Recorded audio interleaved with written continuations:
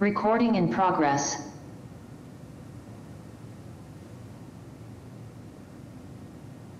Good morning. The City of Boston Zoning Board of Appeal hearing for August 11, 2026 is now in session. This hearing is being conducted in accordance with the applicable provisions of the open meeting law, including updated provisions enacted by the legislature this year. The new law allows the board to continue its practice of holding virtual hearings through June 2027. This hearing of the board is being held remotely via the Zoom webinar event platform and is also being live streamed. In order to ensure this hearing of the board is open to the public, members of the public may access this hearing through telephone and video conferencing. The information connecting to this hearing is listed on today's hearing agenda, which is posted on the public notices page of the city's website, boston.gov. Members of the public will enter the virtual hearing as attendees, which means you will not see yourself on the screen and you will be muted throughout unless administratively unmuted when asked to comment.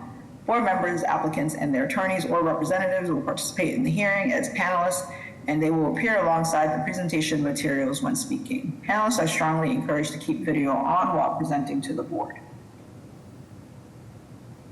As with our in-person meetings, comments in support will be followed by comments in opposition.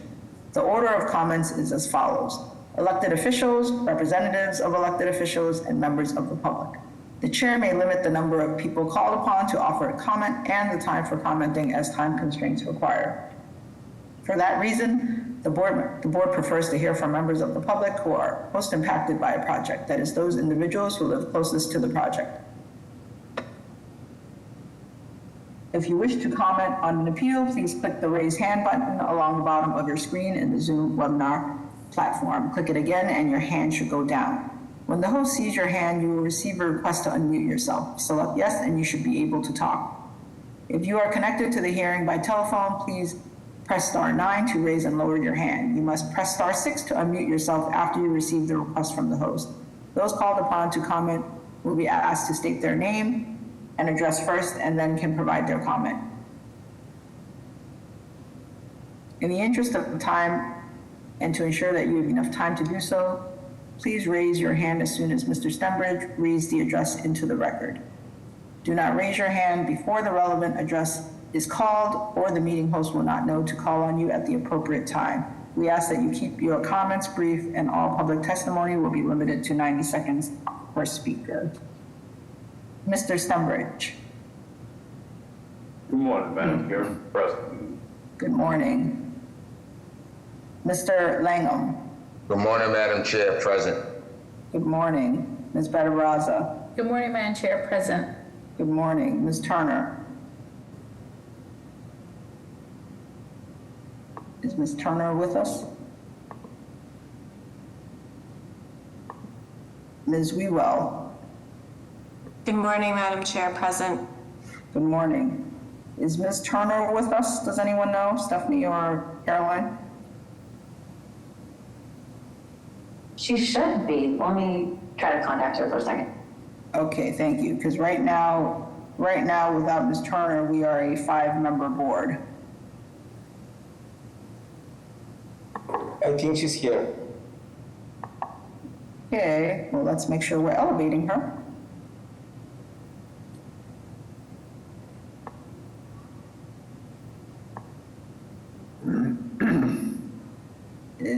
Do you see Ms. Turner? Yeah, she should be. I apologize, Madam Chair. I was having some technical difficulties. I'm here now. Awesome, thank you.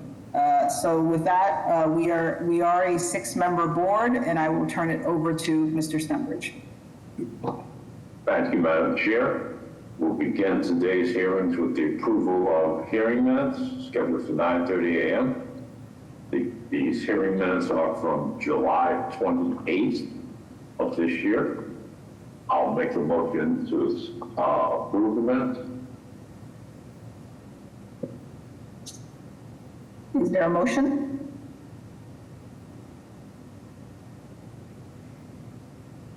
I think Mr. Stembridge made the motion to approve, so I'll second.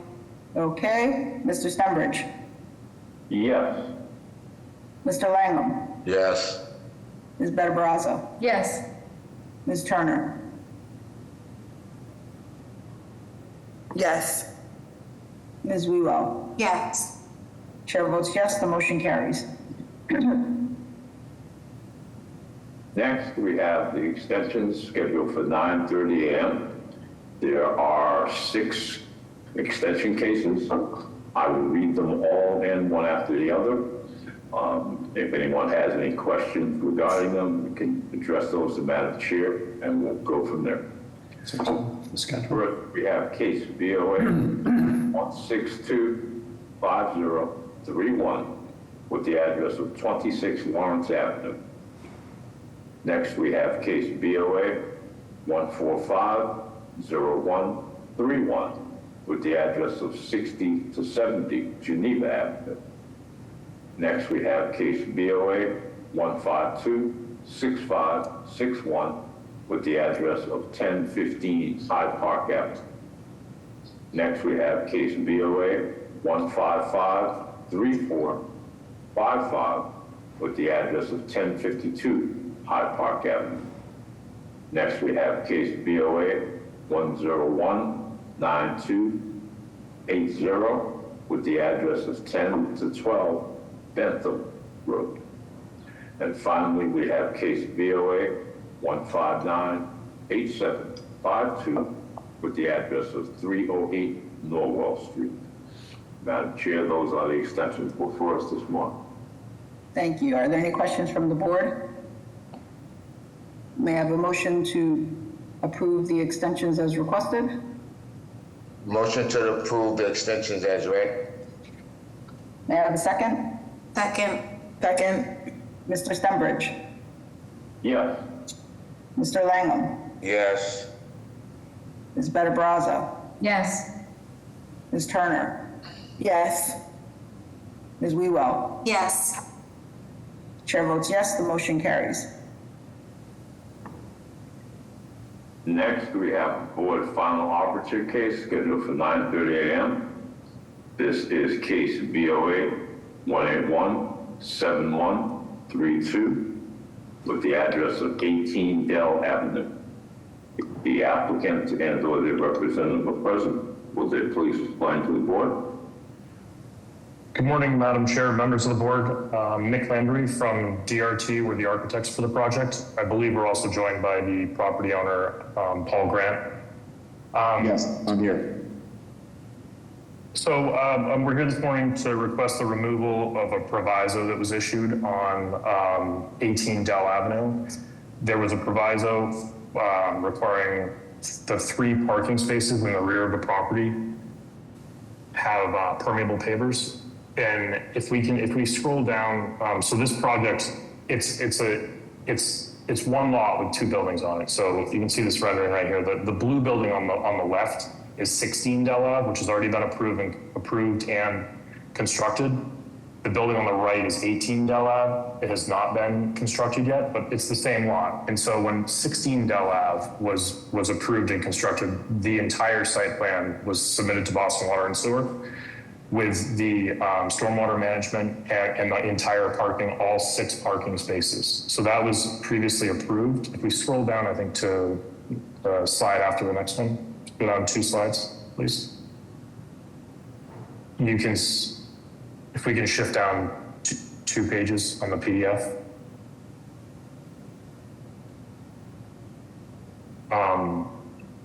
One more page there.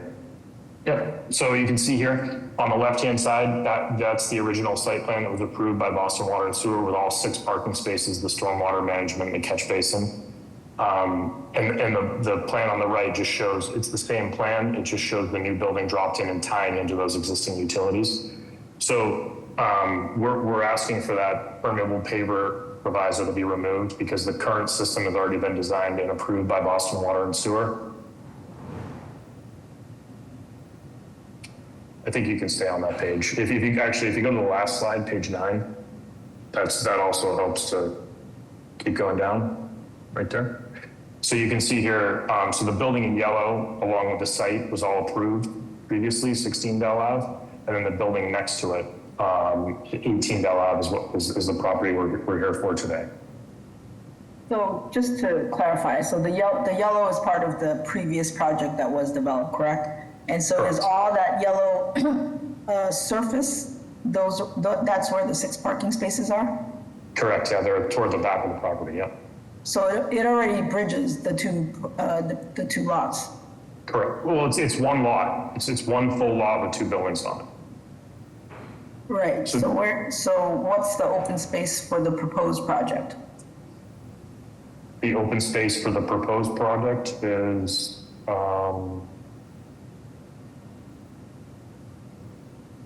287 feet per unit. So about just under 600 square feet. Okay, other questions from the board?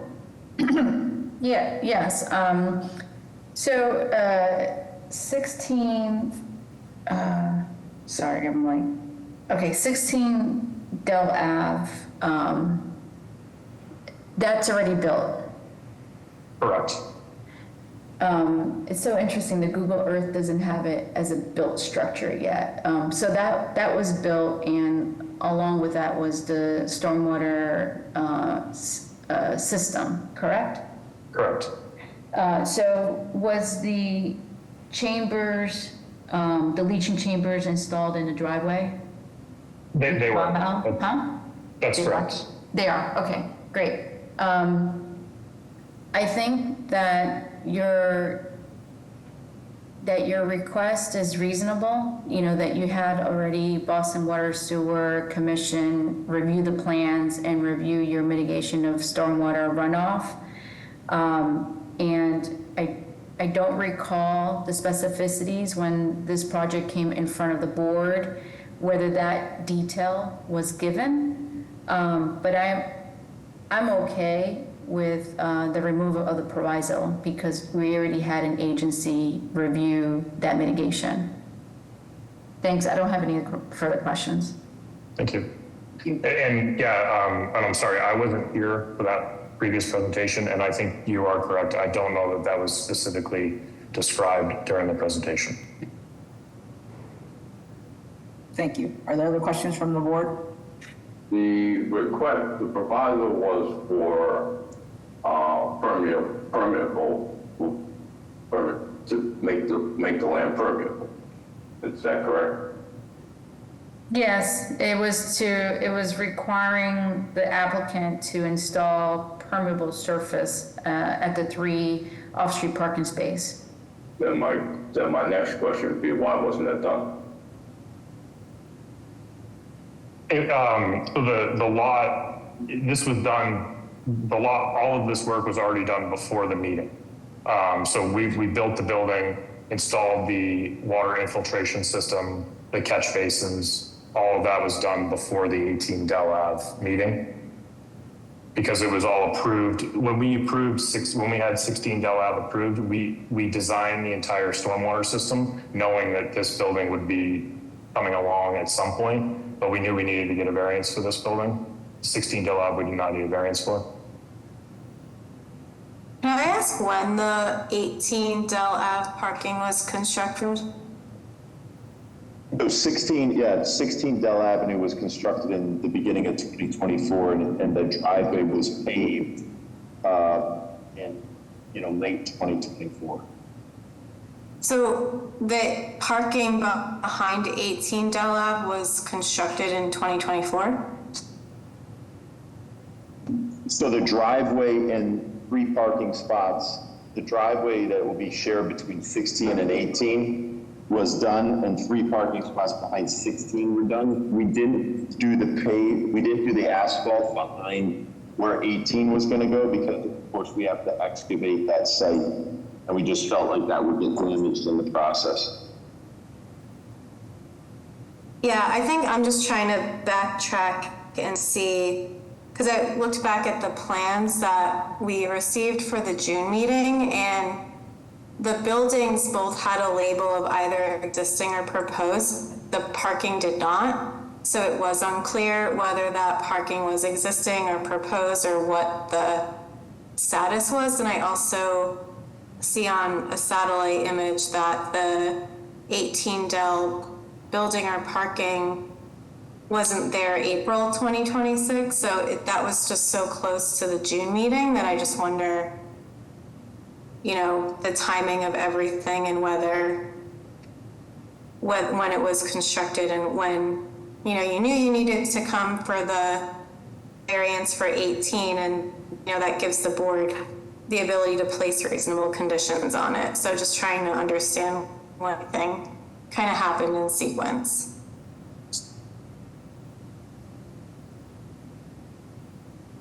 Yeah, it almost seems like we weren't given the full picture when it was in front of us. And now we're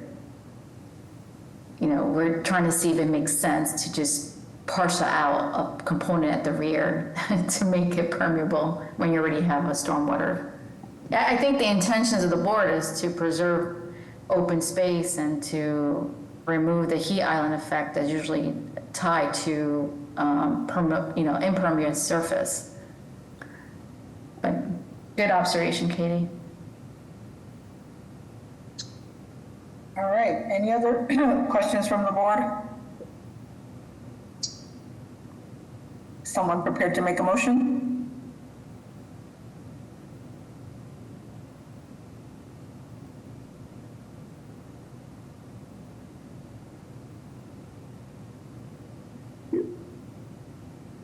Madam Chair, I'll make a motion of approval. Is there a second?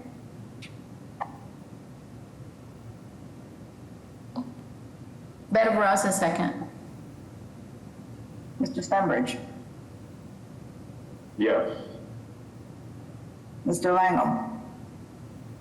No. Ms. Better Barraza? Yes.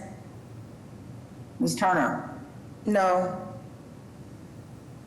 Ms. Wewell?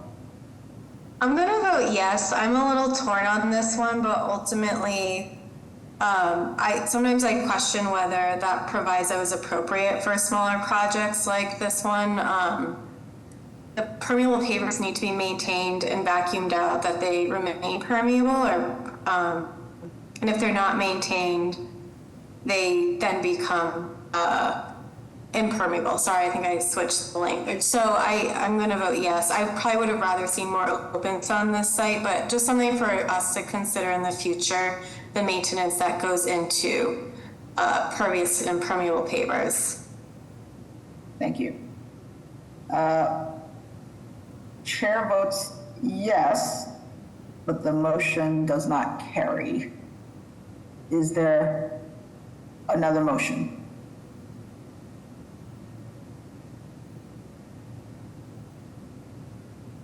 Madam Chair, I'll put a motion of denial.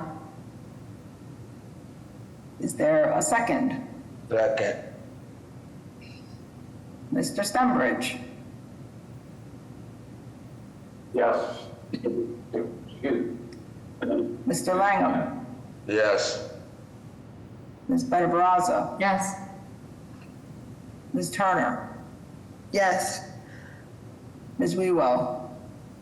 I'll vote yes, and maybe there's another solution here that we're missing and can look at the site fresh. Chair votes yes, the motion carries. Thank you.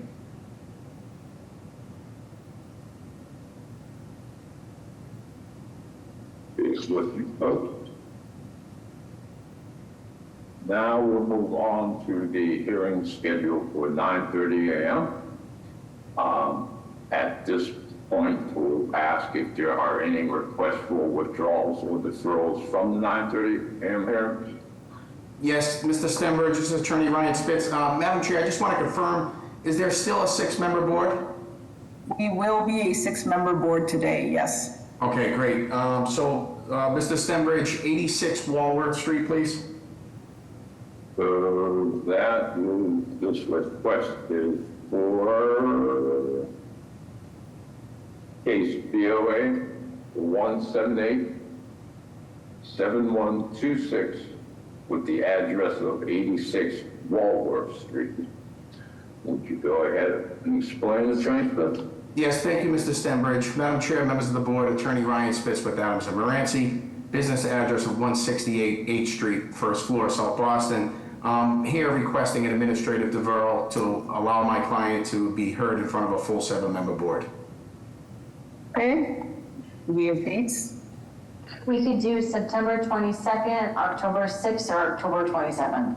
Sure, we'll take September 22nd if that's the earliest date, please. Yep. Okay, with that, may I have a motion? Motion to defer till September the 27th. May I have a second?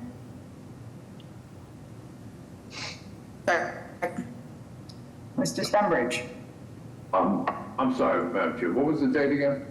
September 27th? 22nd, sorry. Oh, 22nd, sorry. Sorry. To defer to December 22nd? Yes. September 22nd, sorry. Okay, so Mr. Stenbridge? Is that a yes? Yes, that's a yes. Okay, Mr. Langham? Yes. Ms. Better-Brazza? Yes. Ms. Turner? Yes. Ms. Wewell? Yes. Chair votes yes, the motion carries. Thank you. Mr. Stenbridge, I have one more, 425 East 3rd Street. So this request is for case BOA 1749425 with the address of 425 East 3rd Street. Would you go ahead and explain, Attorney Spitz? Thank you, Mr. Stenbridge. Madam Chair, members of the board, Attorney Ryan Spitz with Adams and Moranci, business address of 168 H Street, first floor, South Boston. We're here requesting an administrative deferral to allow my client to be heard in front of a full 7-member board. Okay, and of those dates, are those still the same dates available? Yes. 22nd would be fine then, please. Thank you. Okay, may I have a motion? Motion to defer till September the 22nd. Is there a second? Second. Mr. Stenbridge? Yeah. Mr. Langham? Yes. Ms. Better-Brazza? Yes. Ms. Turner? Yes. Ms. Wewell? Yes. Chair votes yes, the motion carries. Thank you.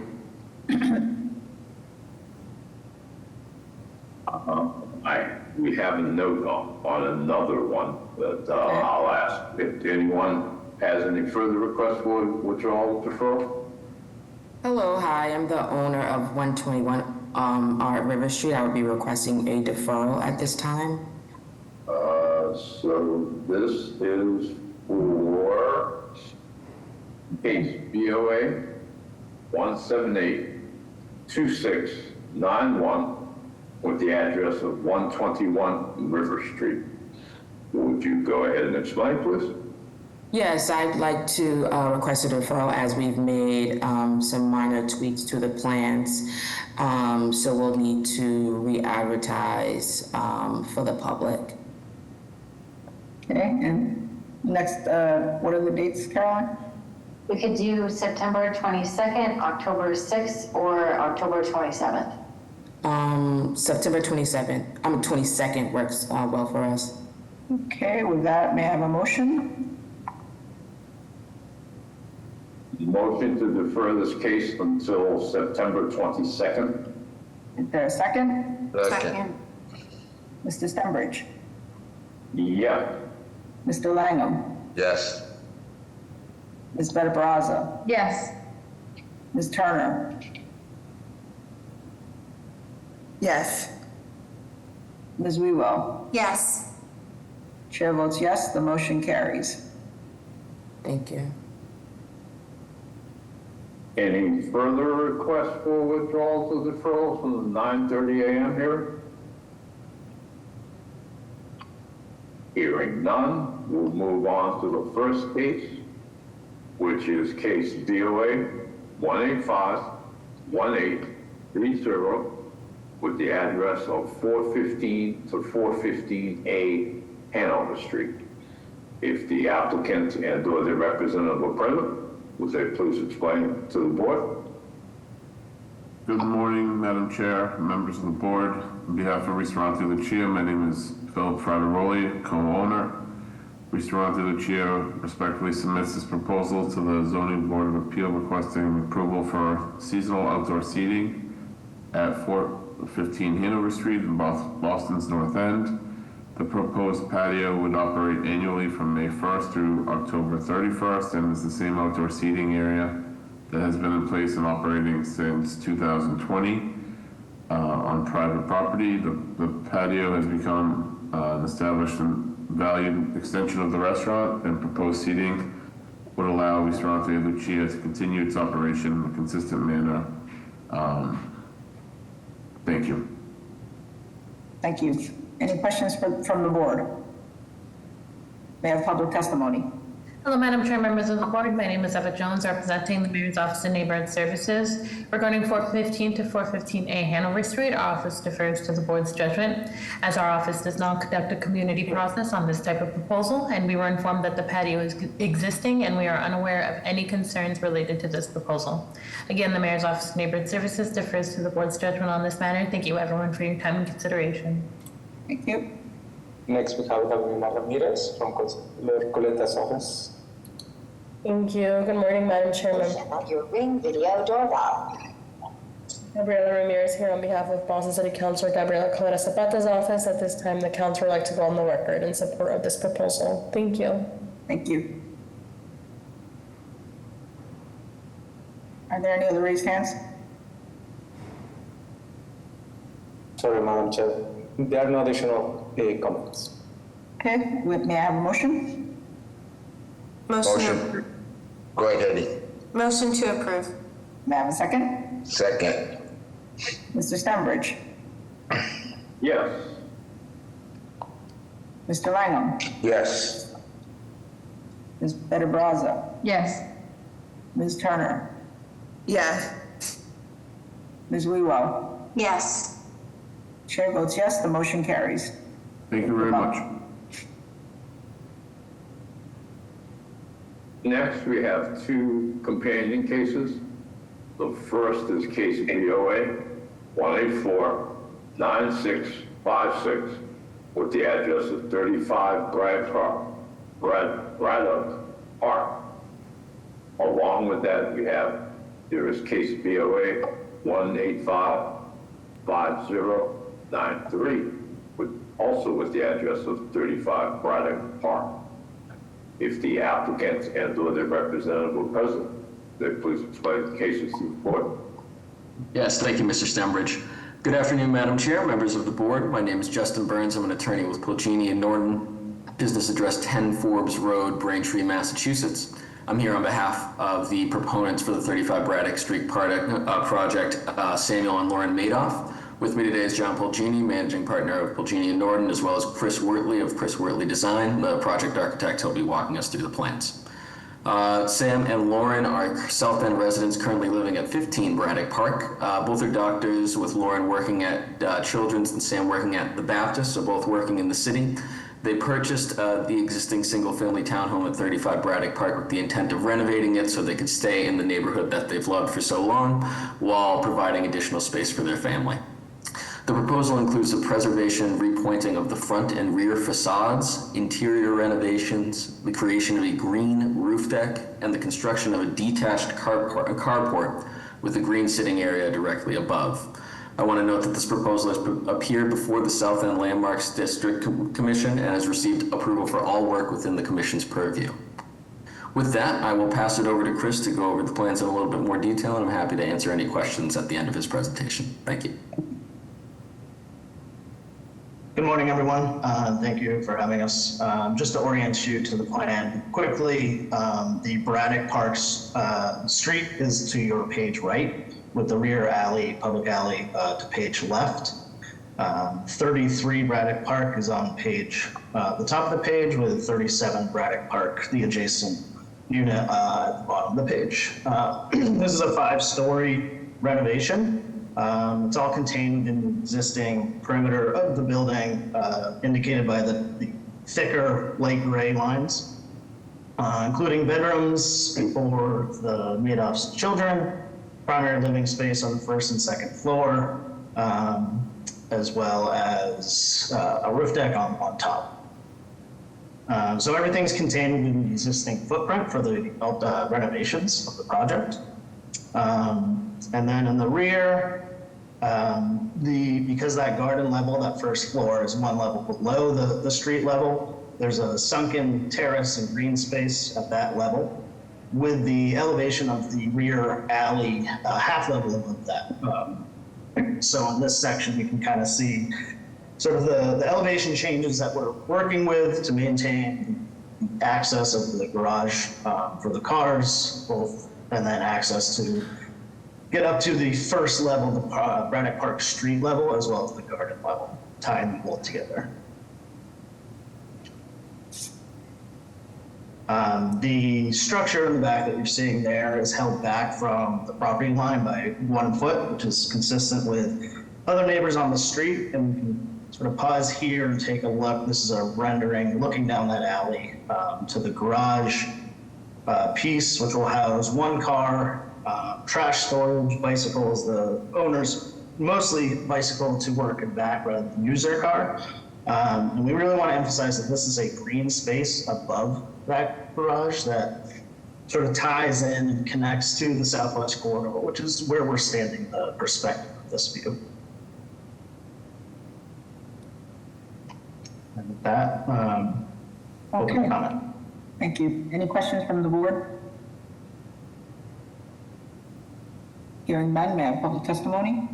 Good morning, Madam Chair and members. Siggy Johnson with the Office of Neighborhood Services. This petitioner completed the community process. Our office hosted a well-attended abutters meeting on June 11th, where abutters were enthusiastically supportive of the proposal.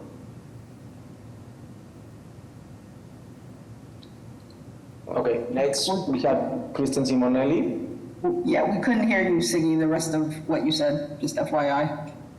Okay, my apologies. Our office defers judgment to the board. There was a well-attended abutters meeting on June 11th where abutters were supportive of the application. We don't have anything further. Thank you.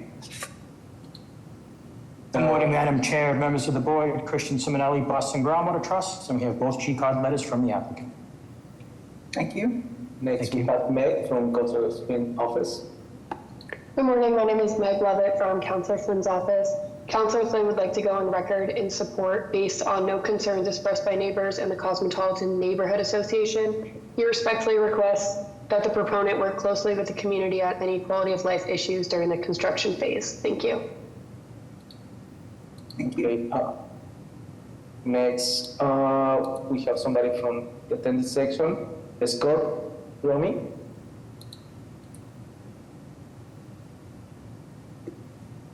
Scott, if you can unmute yourself now. Okay. If not, then we have Kim. Ken Krookemeyer? Yes, Ken, please. Good morning, members of the board. I've lived on this alley for 59 years. I would like to say that I have not yet met a neighbor who is opposed to this project. I fully support it, and I would note that there is another garage on the sharing the alley from a house on Braddock Park that also goes back to the alley itself and has been there since the 1800s. There are 2 other roofed carports with green roofs that are enjoyed by the neighbors because they are green rather than looking at the cars that are underneath them. And so I think this is a very appropriate addition to the alley and to 35 Braddock Park. I note that the purpose of the Zoning Board of Appeals is to care about the safety and utility for owners, for the neighbors, and for the city. And I think this project meets all of those expectations. Thank you. Thank you. Madam Chair, there are no additional comments. Okay. Any other questions from the board? Hearing none, may I have a motion? Motion to approve. There a second? Second. Mr. Stenbridge? You're mute. Yes. I'll try it again. Yes. Thank you. Mr. Langham? Yes. Ms. Better Brazza? Yes. Ms. Turner? Yes. Ms. Wewell? Yes. Chair votes yes, the motion carries. Good luck, sir.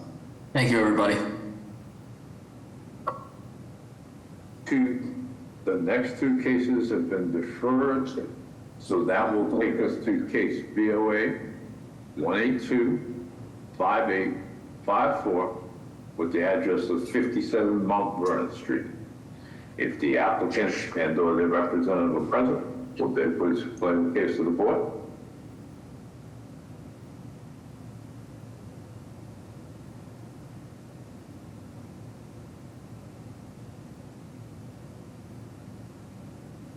Do you see anyone for Mount Vernon?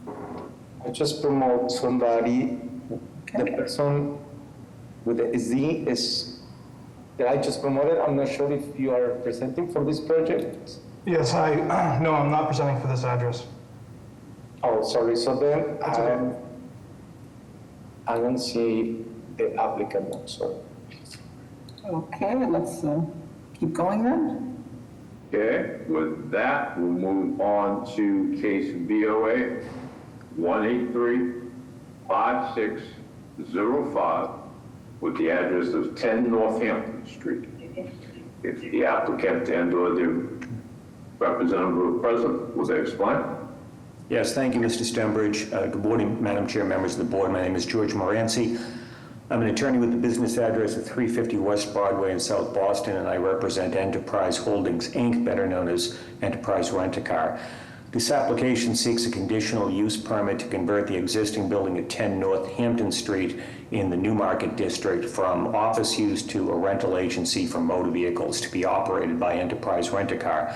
The project calls for interior renovations only with no expansion of the building. The proposed use requires a conditional use permit under Article 50. The site sits at the corner of Northampton Street and Fellows Street. It is just over 13,300 square feet and lies within the Newmarket Industrial Development Area under the Roxbury Neighborhood District. It consists of a one-story building on the southeast corner and a paved asphalt lot for the remainder of the parcel. The site is also Urban Renewal Parcel 44 within the South End Urban Renewal Plan area, which carries no additional use or dimensional restrictions beyond the base zoning. Prior uses at this location include a service station, a repair garage, open-air parking for 47 vehicles, conference center for Healthcare Workers Union, all before its most recent use as an office building. A rental car agency is, if anything, a lower intensity use than several of those prior uses. It does not involve fuel dispensing or vehicle repair operations on site. It is in character closely related to the open-air parking use this parcel has already accommodated for decades. Article 50 governs the performance standards applicable to all uses within the Newmarket IDA. Section 50-31 sets clear objective limits on uses within the subdistrict. A rental car agency conducting vehicle check-in, check-out, and administrative operations from an existing building generates none of the ill effects recited in and prescribed by Section 50-31. The surrounding area context supports the granting of a conditional use permit. This stretch of Northampton Street is, by the Planning Department's own description and its recommendation to the board, a mixture of manufacturing, residential, institutional, and commercial uses. A rental car agency is entirely consistent with that mix and introduces no new category of impact to the neighborhood. The Planning Department has reviewed the application and issued a written recommendation of approval, concluding that the project will have minimal impact on the surrounding area, and that it is limited to an alteration, of the existing building and satisfies the conditions for a conditional use permit under Section 6.3. As to the Article 6 standards themselves, on good grounds, we assert that the use will not be injurious to the neighborhood given its low-intensity administrative character and the site's own history of higher-intensity automotive uses. It's in harmony with the general purpose of the Newmarket IDA, which contemplates a working mix of commercial and light industrial activity, and will not overload the site or surrounding infrastructure since the building and lot are being used as they exist today with no expansion or alteration. Finally, the identity of the operator is worth the board's attention. This is Enterprise Rent-A-Car. It's one of the largest and most established vehicle rental operators in the world with decades of experience operating branch locations in mixed commercial and urban settings exactly of this kind. For the foregoing reasons, we would respectfully request that the board grant the requested conditional use permit. Be happy to take any questions or comments from the, from the board. Thank you. Any questions from the board? Hearing none, we have public testimony. Madam Chair and members of the board, for the record, my name is Jeremy Bembury. I'm the Roxbury Community Engagement Specialist for the Office of Neighborhood Services. The applicant has completed the community process, which consisted of which consisted of an Office of Neighborhood Services notification flyer notifying abutters of the proponent's intent. To date, our office has not received any community feedback from the proponent and completed the community process. Thank you for your time, and the Mayor's Office of Neighborhood Services would like to defer to the board for their judgment. Thank you. Madam Chair, we don't have additional comments. With that, may I have a motion? Motion to approve. May I have a second? Mr. Stenbridge? Yeah. Mr. Langham? Yes. Ms. Better Brazza? Yes. Ms. Turner? Yes. Ms. Wewell? Yes. Chair votes yes, the motion carries. Good luck. Thank you and have a good day. Madam Chair, I need to recuse myself from the next case. Okay. I will read it in and then return after we go through. Thank you. So this will take us to a 5-member board, and this will be for case BOA 182-0136 with the address of 1013 Harrison Avenue. If the applicant and/or their representative are present, will they please explain the case to the board? Yes. Hi, good morning, Madam Chair, members of the board. Paul Momney with Goulston Stores, 1 Post Office Square. Oh, sorry. My video. Paul Momney with Goulston Stores, 1 Post Office Square. On behalf of Franklin, the former Benjamin Franklin Institute of Technology, now known as FC Tech. We're seeking a conditional use permit for open air and educational uses at 1013 Harrison Avenue in Nubian Square. Stephanie or Jesus, do you have we prepared a PowerPoint presentation that was submitted? Yes, thank you. So if you could progress to slide 2, please. So we will make this as quick as possible. So FC Tech was founded in 1908 with proceeds of Benjamin Franklin's bequest to the city of Boston with a mission on educating working students, preparing them for careers in the workforce. For over a century, FC Tech was located at its South End campus at 41 Berkeley Street. But in January of 2026, the school relocated to a new campus at 1011 Harrison Avenue in Nubian Square, in which FC Tech made a significant investment in the neighborhood through construction of a brand new school building. Next slide, please. In connection with construction of the new campus, the board granted necessary dimensional relief and a conditional use permit for college and educational uses at 1011 Harrison Avenue, which I'll refer to in this presentation as Lot 1.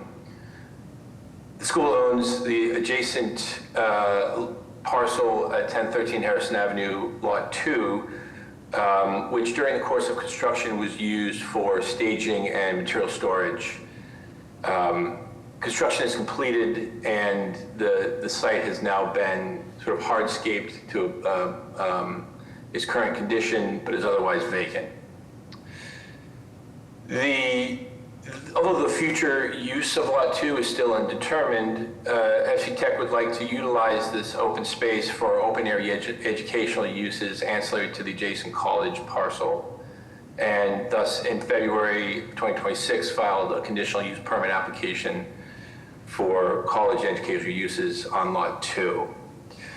Both sites are located in the Nubian Square EDA within the Roxbury Neighborhood District. And no permanent structures for site work are proposed for the site. In fact, no work is going to be required to do the open air educational uses, which we'll describe in a minute. We've received letters of support from Councilor Culpepper and Santana, and we held a public hearing with the Mayor's Office of Neighborhood Services, which was well attended and which did not result in any concerns from the community. So I'll briefly orient the board to the site. You can pause on that site plan there. One page up, please. Thank you. So just to orient you to the proposed uses, you'll see on the left side of the plan, that's lot 1, which is the existing school building. Lot 2 is on the right. It's really comprised of 3 main areas. There is the, which is outlined in green, where there are 10 parking spots. This is not ancillary parking for the school, but rather vehicular storage for the school's automotive program. And there will be some outdoor educational opportunities on the vehicles in the corral. That's a fenced corral. You'll see there's a paved area that's sort of to the right of the corral, where vehicles will enter the corral. That's the proposed path of travel is shown in yellow there. And then sort of to the north of those 2 areas is the open space educational area, where some of the uses that Kevin Heppner from FC Tech will describe in a minute. So with that background, I'll hand it over to Kevin Heppner, who is the CFO of FC Tech, who will walk through some of the uses and the vision for this space on behalf of the school. Good morning, everyone. Thank you so much for your time. If you could advance to the next slide, please. So these pictures show you what the lot looks like currently. The top left is the car storage corral. This is where we store cars. These are cars either waiting to be repaired by community members, but mostly these are cars that are donated to the program to be used by students to learn auto repair techniques. And the lower right picture shows the lot in its current condition. Next slide, please.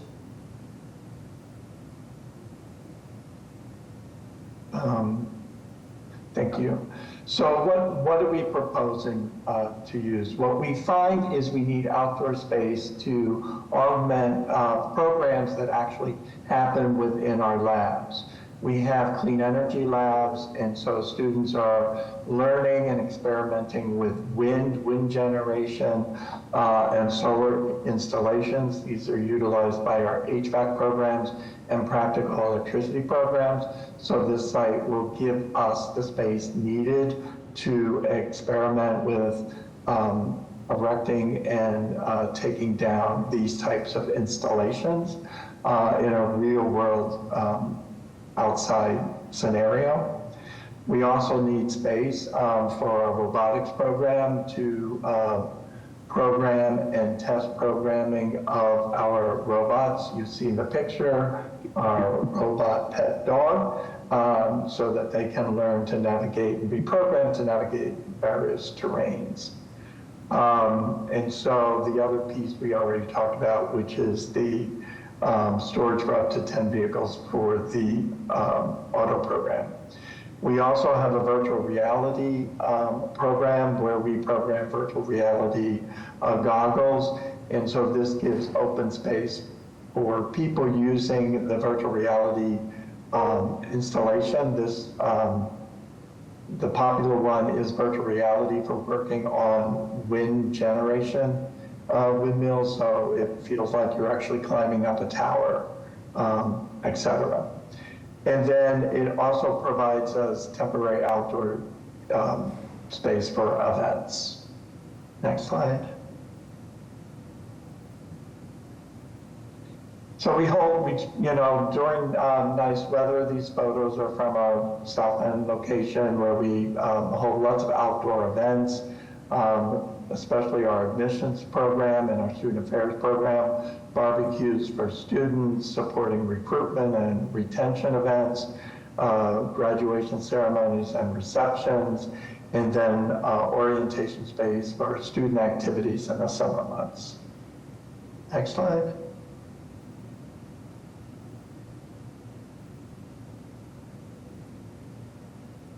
So benefits of improved and active use of 1013 Harrison Ave, accessible to all students and faculty, and it directly is adjacent to our campus at 1011 Harrison Ave. We don't see any adverse neighborhood effects. It replaces the vacant lot with a secured educational use purpose, well maintained. The site is secured by new fencing. No serious vehicle or pedestrian hazard across through an open existing curb cut with a locking and control gate with very little vehicle traffic except for the cars we spoke about. The property is professionally managed. We have security cameras that provide sight lines to the property by our security staff within the building. And so there's good security of the site. It provides facilities for open air learning, secure storage for our automotive vehicles. And again, it's a fenced lot with gates. Parking is for program vehicles only. It will not be used for staff or student parking. Next slide, please. Here's some kind of examples of how we see using the space. The top space is what we call our Career Exploration Day, where we bring high school students in and they can see various activities and participate in activities in the area of interest. So you can see a small solar array, some heat pumps, etc. And then the lower picture is how we envision if we were going to use the space for events that you would have a tent, etc. And that concludes my presentation. Thank you. Any questions from the board? May I have public testimony? Madam Chair and members of the board, for the record, my name is Jeremy Bembury. I am the Roxbury Community Engagement Specialist for the Office of Neighborhood Services. The applicant has completed the community process, which is concluded in the Butters meeting facilitated on May 28th. During the meeting, Butters questions and inquiries were addressed and no concerns or opposition were raised. Following the Butters meeting, our office determined that no further community process was required. For your time in the Mayor's Office of Neighborhood Services, would like to defer to the board for their judgment. You. Next, we have Camille Platt de Costa. Good morning, Madam Chair and members of the board. My name is Camille Platt da Costa. I am the Boston Planning Department project manager for the aforementioned project at 1013 Harrison Avenue. Very quickly, wanted to say the Planning Department approved the project in December of 2021, and we are in support of the request. Thank you. Madam Chair, we don't have additional comments. With that, may I have a motion? Madam Chair, I'd like to put forward a motion of approval. May I have a second? Mr. Stenbridge. Oh, sorry. Mr. Langham. Yes. Ms. Benabraza. Yes. Ms. Turner. Yes. Ms. Wewell. Yes. Chair votes yes, the motion carries. Good luck. Thank you all very much. Next, we have two companion cases. The first is case BOA 1774508 with the address of 37 Kemble Street. Along with that, we have case BOA 1774510 with the address of 39 Kemble Street. If the applicant and/or their representative present, will they please explain the cases to the board? Oops.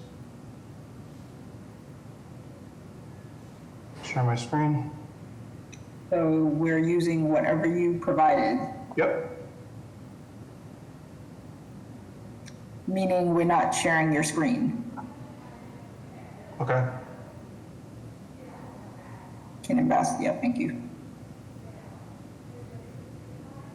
All right, good morning, Madam Chair and members of the board. My name is Zachary Schmalz, property owner of 37 Kimball Street, seeking relief on the maximum allowable curb cut of 20 feet without special permitting. And this right now is basically the existing site plan that you see. Kimball Street on the north top side of the page is parking. There's parking allowable on Kimball Street. On the sidewalks, I'm sorry, on the curbs themselves for open use, the Orca field is a one-way, no parking allowed. That is the entrance to our building.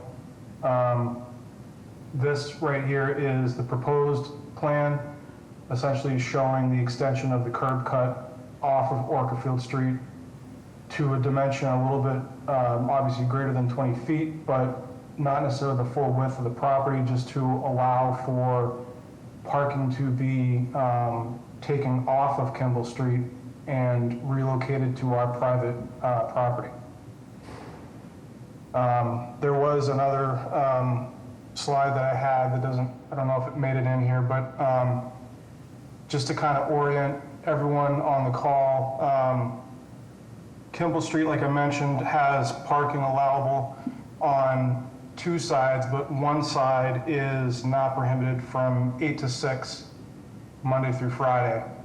There are businesses in the area which have overflow of parking that do not fit in their respective parking lots, and Kimball Street essentially gets more populated, more densely populated with on-street parking. Myself and residents are part of that equation. And so with this widening, it allows us to essentially just access the lot a little bit more easily. We do have more than one vehicle per unit per owner. There are 6 owners total. And Orcafield Street right now, there's 2-foot sidewalks on either side of the street for pedestrian use. I'd say 75% of entire Orcafield Street sidewalks are deteriorating or unobstructable based off of lighting poles, telephone poles, vegetation, trash debris, things of that nature. So we would be essentially, it would be a betterment, in my opinion, not only to our property, but the public right of way, to have at least this 60-foot section approximately become a new condition with, concrete, the appropriate, percent slope and everything to make sure that it can be utilized as a path of travel for pedestrians. Most of the time, they're honestly walking in the street to get up and down the area, which I know is not necessarily an issue of this board's, but it is something that we deal with day in, day out. And, we're just trying to do right by the property and improve the property, if I could say that. And if this is just a small start to that, that I think this will be beneficial for the street and for the neighborhood.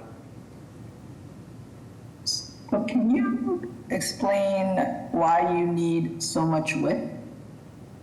Yeah, that curb cut, that you see on the screen there, it's, essentially 10 feet clear. We exit and enter the one-way is going, if you were looking at the plan there, the one-way arrow is going towards the left of the page. So that's the flow of traffic. It's difficult. Myself, I'm okay, but a lot of times we're hopping the curb to maneuver the cars in. The way that they're shown diagrammatically there is the best way to park in this lot, of having the length of the cars go north to south. So therefore, we're constantly backing out into Orcafield Street and then going up the road to get to Dorchester Ave. So extending that allows us better maneuverability of getting cars in and out. And that's primarily the reason.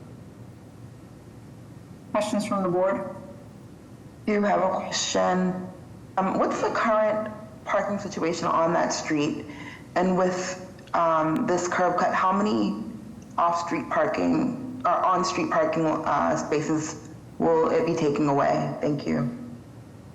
Hi, the parking on Kimball Street, well, I'll start with the second part of that equation, that question. There will be about 5, I'd say, spaces or 5 vehicles, 4 or 5 vehicles that would come off of Orcafield and surrounding neighborhoods. And then the conditions of Kimball, it's wide enough for two-way traffic. However, at night or after 6 p.m., parking is allowed on both sides of Kimball. However, to allow for two-way traffic and manage this as, we're sandwiched in between 2 one-way streets. Kimball Street is a two-way, I guess you could say, width-wise, dimensionally-wise. Orcafield and the other street to the north of Kimball are both one-way streets, so no parking on either of those. The nearest spot of on-street parking is Dorchester Ave. So between the hours of 8 a.m. to 6 p.m., one side of Kimball becomes off limits for parking. So that one side gets overpopulated pretty quickly, and you're really not able to find parking until work hours, normal business hours close for the day. And is it the side that you're on that is restricted in the day, or the opposite side? The opposite side. Orcafield Street does not have any parking on the street permitted on either side of the street whatsoever. And it looks like, are you creating 6 spaces? Or do you have 6 spaces? We have 6 spaces. Where the next page shows just, tandemly putting cars in line of each other and showing doubling the spaces to 12. Or the allowable, I guess you could allowable 12, but we would, it's kind of spotty. We have some owners that have more than 1 vehicle, others do not, so we probably. How many units in total are there in your 37 to 39? 6 units total, 3 in each. 3 and 3. Okay. Other questions from the board? Madam Chair, if the planning department is available, I'd like to hear their recommendation. Yes, thank you, Mrs. Stembridge. Good morning, everybody. Jeff Hampton, City of Boston Planning Department. We recommended straight denial on this appeal. If you look at just the sheer paving and the massive curb cut that they're asking, we think that this is an excessive ask. We understand that the neighborhoods, are looking for more parking for these proposed projects, but when you look at the paving that has been done and the lack of open space, the number of cars that are in a tandem spot without really any sort of maneuverability in that area, we're going on the record as a straight denial for this. Thank you. Am I allowed to comment? Am I allowed to comment? I just want to see if there are any other questions or comments from the board. Okay, so let's take public testimony and we'll circle back to the applicant. Hello, Madam Chair, members of the board. My name is Eva Jones, representing the Mayor's Office of Neighborhood Services. Regarding 37 and 39 Kimball, our office defers to the board's judgment. A community process was conducted, including an abutters meeting held on 6/8/26 that was well attended by the Dorchester community. The feedback from this meeting was supportive regarding the proposal, where community members expressed the heightened pressure of parking on residents and welcomed the project that would take even a few cars off of the street. The proposal was not in any catchment in the area of any civic association and was not asked to meet with any for that reason. At this time, the Mayor's Office of Neighborhood Services defers to the board's judgment on this matter. Thank you, everyone, for your time and consideration. Thank you. Next, we have Liam Rimas from Councilor Fitzgerald's office. Hello, Madam Chair, members of the board, Liam Remus from Councilor Fitzgerald's office. The council would like to go on record in support of this proposal. Thank you. Madam Chair, we don't have additional hands raised at the moment. Okay, so we'll circle back to the applicant. Yeah, just to follow up on the denial recommendation from the planning department. This property it's a single property now. However, the previous board in the 2019 era, or 2018, somewhere in that neighborhood, this project was presented before the board for approval. As you can clearly see this on the handout I had that showed the two properties side by side.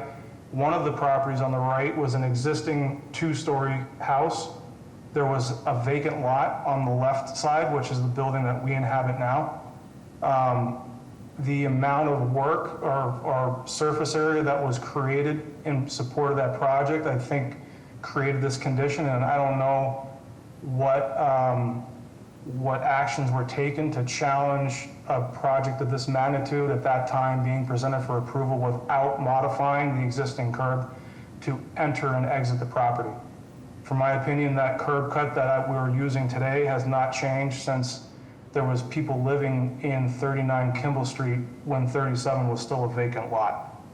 So we're dealing with this now, and I imagine that there's been a lot that's changed, both personnel and policy-wise between now and 2019. However, I believe that this is not degrading the area at all.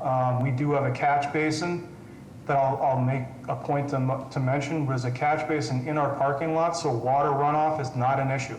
There's probably one or two catch basins on Orchardfield Street that are at the very far end where it intersects Freeport Street, and that's it.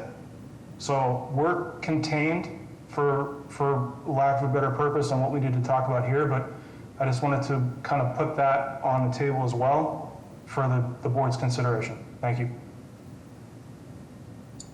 Thank you. Are there other questions from the board? Hearing none, is there a motion?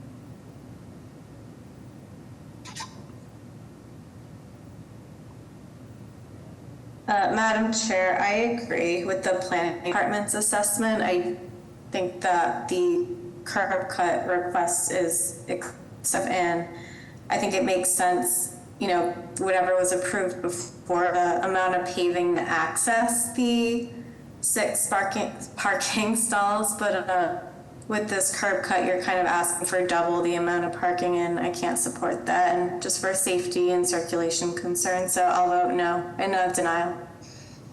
Is there a second? Second. Mr. Stenbridge.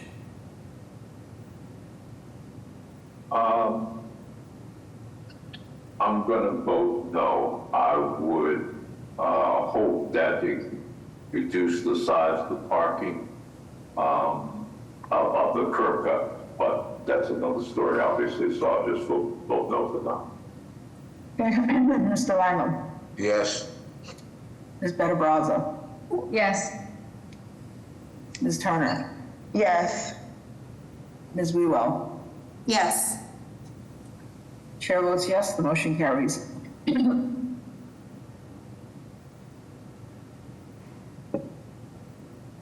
Okay, next we have, the next case was deferred, so that takes us to, Terry, can we pick a date for that? Can we do September 22nd?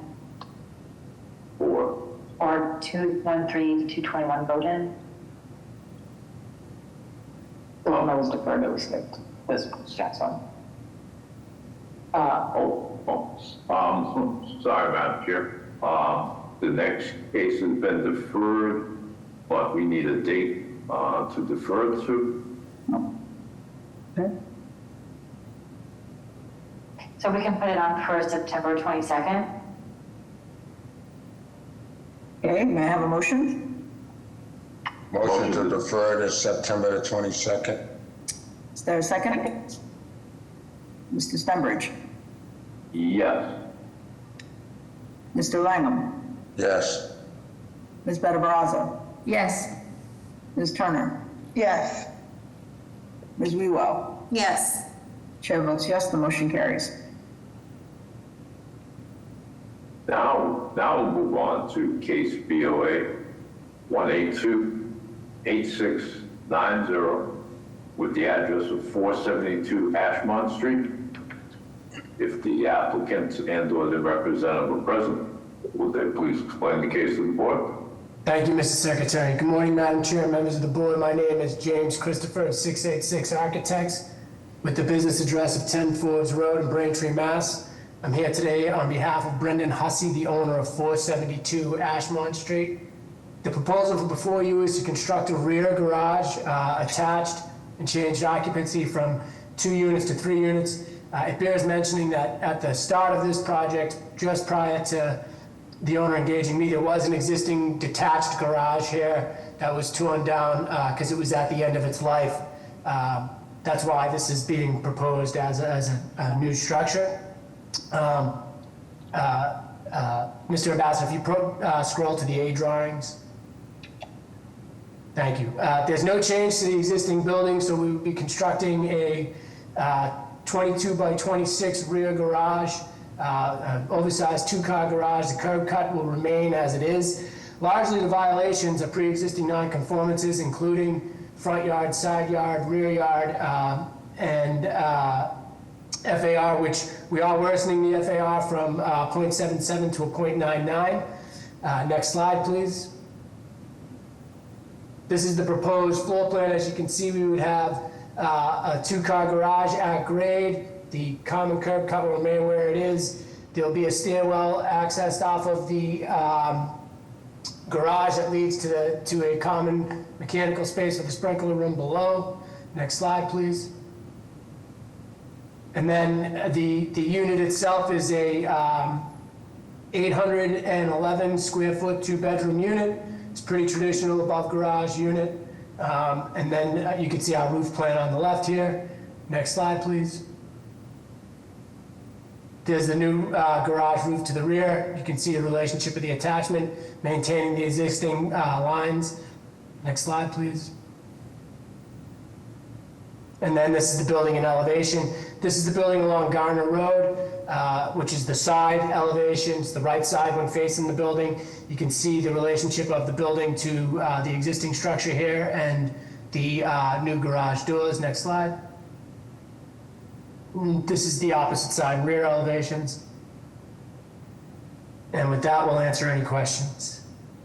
Thank you. Are there questions from the board? Madam Chair, I have a question. So I see the elevation with the garage doors, but I think on the survey I reviewed, I didn't see how that access would work. I think it's on the landscaping survey, but not the official plot plan. Could you take us through the access to this unit? To the parking or pedestrian? Parking. The curb cut doesn't change. If you go to you can go to the proposed survey or the existing. There's an existing curb cut there, as there was a previously a garage there, so we're able to maintain the existing curb cuts. Mr. Ambassador, if you could go to the survey. So you can see the existing curb cuts here, which exist and will remain. And that's the vehicular access to the driveway there. Okay, thank you. Thank you. Any other questions from the board? Yeah, I was able to read the Boston Planning Department's recommendation, and I find the proposal very modest. They do set it back a little bit in regards to the massing. The height seems to be within the zoning below 35. I really don't see any issue. Thank you. Yeah, I saw that comment as well, Hansi, thank you. We're happy to work with the BPD on the design comments. I think we can satisfy the concerns. With that, let's take public testimony. Hello, Madam Chair, members of the board. My name is Eva Jones, representing the Mayor's Office of Neighborhood Services. Regarding 472 Ashbourne Street, our office defers to the board's judgment. A community process was conducted, including an abutters meeting held on 4/16/26 that was lightly attended by Dorchester community members. The proposal was not requested to meet with the Civic Association. At this time, the Mayor's Office of Neighborhood Services defers to the board's judgment on this matter. Thank you, everyone, for your time and consideration. Thank you. Next, we have Liam Rimas from Councilor Fitzgerald. Hello, Madam Chair, members of the board, Liam Remus from Councilor Fitzgerald's office. The council would like to go on record in support of this proposal. Thank you. Thank you. Madam Chair, we don't have additional comments. That may I have a motion? Madam Chair, I'd like to put forward a motion of approval. There a second? Second. Mr. Stenbridge? Yeah. Mr. Langham? Yes. Ms. Benabraza? Yes. Ms. Turner? Yes. Ms. Wewell? Yes.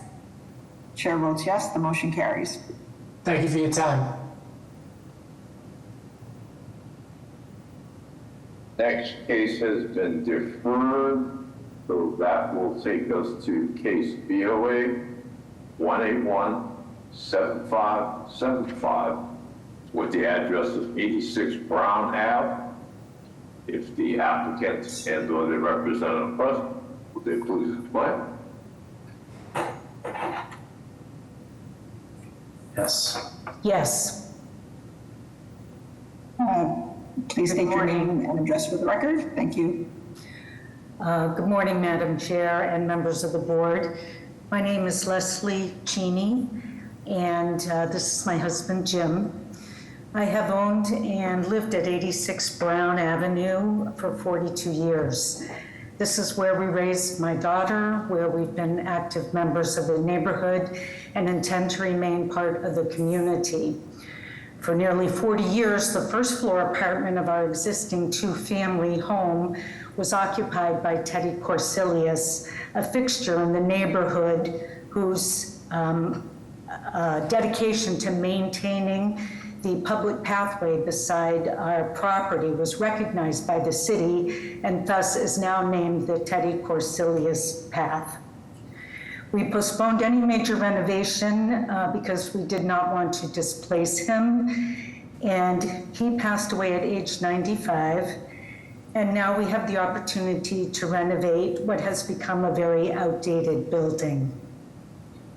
This is our home. It's not an investment project by an outside developer, and we have approached this proposal with the goal of improving our property in a way that is financially feasible and respects the surrounding neighborhood.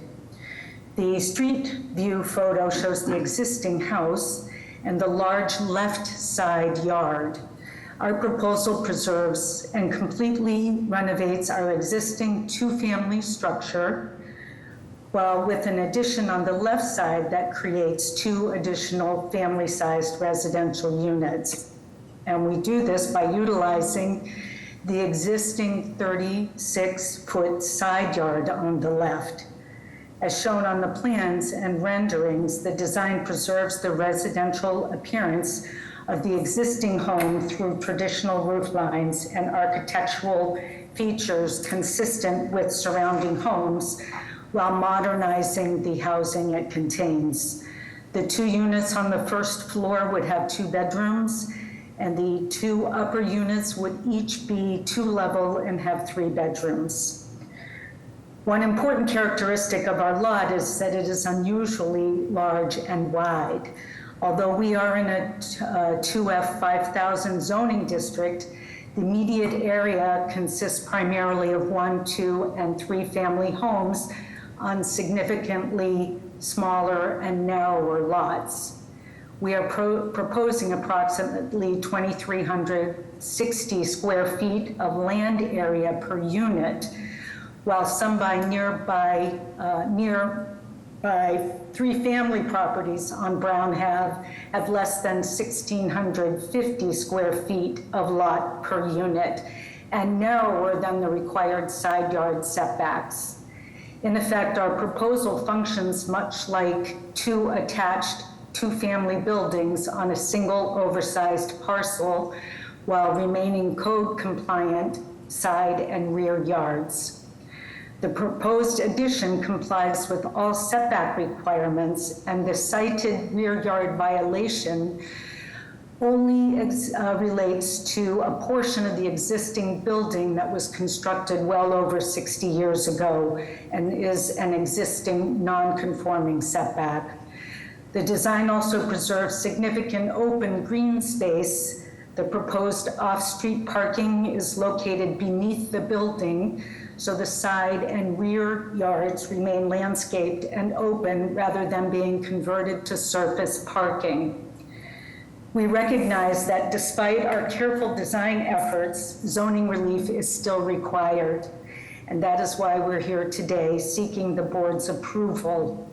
We respectfully submit that our proposed four-family use is reasonable, compatible with the unit density per lot area of nearby uses, and that the proposed open space, approximately 1,500 square feet per unit, where 1,750 square feet is required, and the proposed FAR of 0.68 are not out of character for the immediate neighborhood, while also providing much-needed housing in close proximity to Roslindale Square. We respectfully ask the board to grant the requested relief and would be happy to answer questions or respond to any comments. Thank you. Thank you. Are there any questions from the board? Hearing none, I'll take public testimony.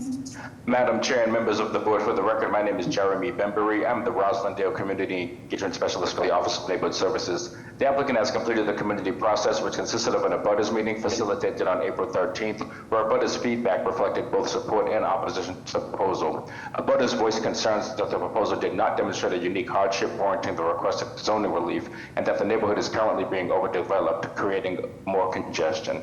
A concern for parking was voiced, feeling that a nearby school already places significant demand on street parking, and that the proposal would further increase the existing parking issue. A supporter acknowledged the inconvenience with the existing parking challenges associated with the nearby school, but felt that those conditions should not negatively impact the outcome of the proposal. An inquiry was also made for the future of a large beech tree on the property. Next, the proponent presented to Prospect Hill Neighborhood Association and completed the community process. To date, our office has received letters of opposition restating the concerns for parking, safety, density, and maintaining the zoning code, as well as one letter of support, all sent to the board for review. Thank you for your time, and at this time, the Mayor's Office of Neighborhood Services would like to defer to the board for their judgment. Next, we have Tia Offerman.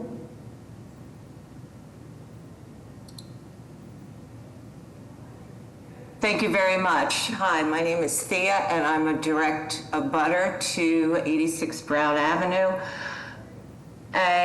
86 Brown Avenue is the fourth house in from Cummins Highway, directly across from the Edward Brooks School. It's an extremely congested area. It's not just the school that causes the congestion, but Brown Avenue is, from Hyde Park all the way through, become a path of convenience for people who are avoiding Cummins Highway and the square. That increase in traffic has caused traffic to further spill into the very tight neighborhood we have with narrow streets, parking on both sides, so that it's difficult to travel without sometimes having to stop, back up, let a car through. People drive up on sidewalks. So it ripples through is what I'm trying to say. I have a deep concern about the traffic. I also have a deep concern about the safety of maneuvering with school children going in and out, and also the pedestrian pathway. It is, I live on Johnswood Road. It's above the staircase on that public pathway comes up. Parents park in front of my house to wait for their children. Particularly if it's off hours, and I'm done. Thank you. Thank you. Next, we have Seth Kravitz. Sorry, my camera doesn't work. Good morning, Madam Chair and all board members. We are direct abutters to 86 Brown Ave.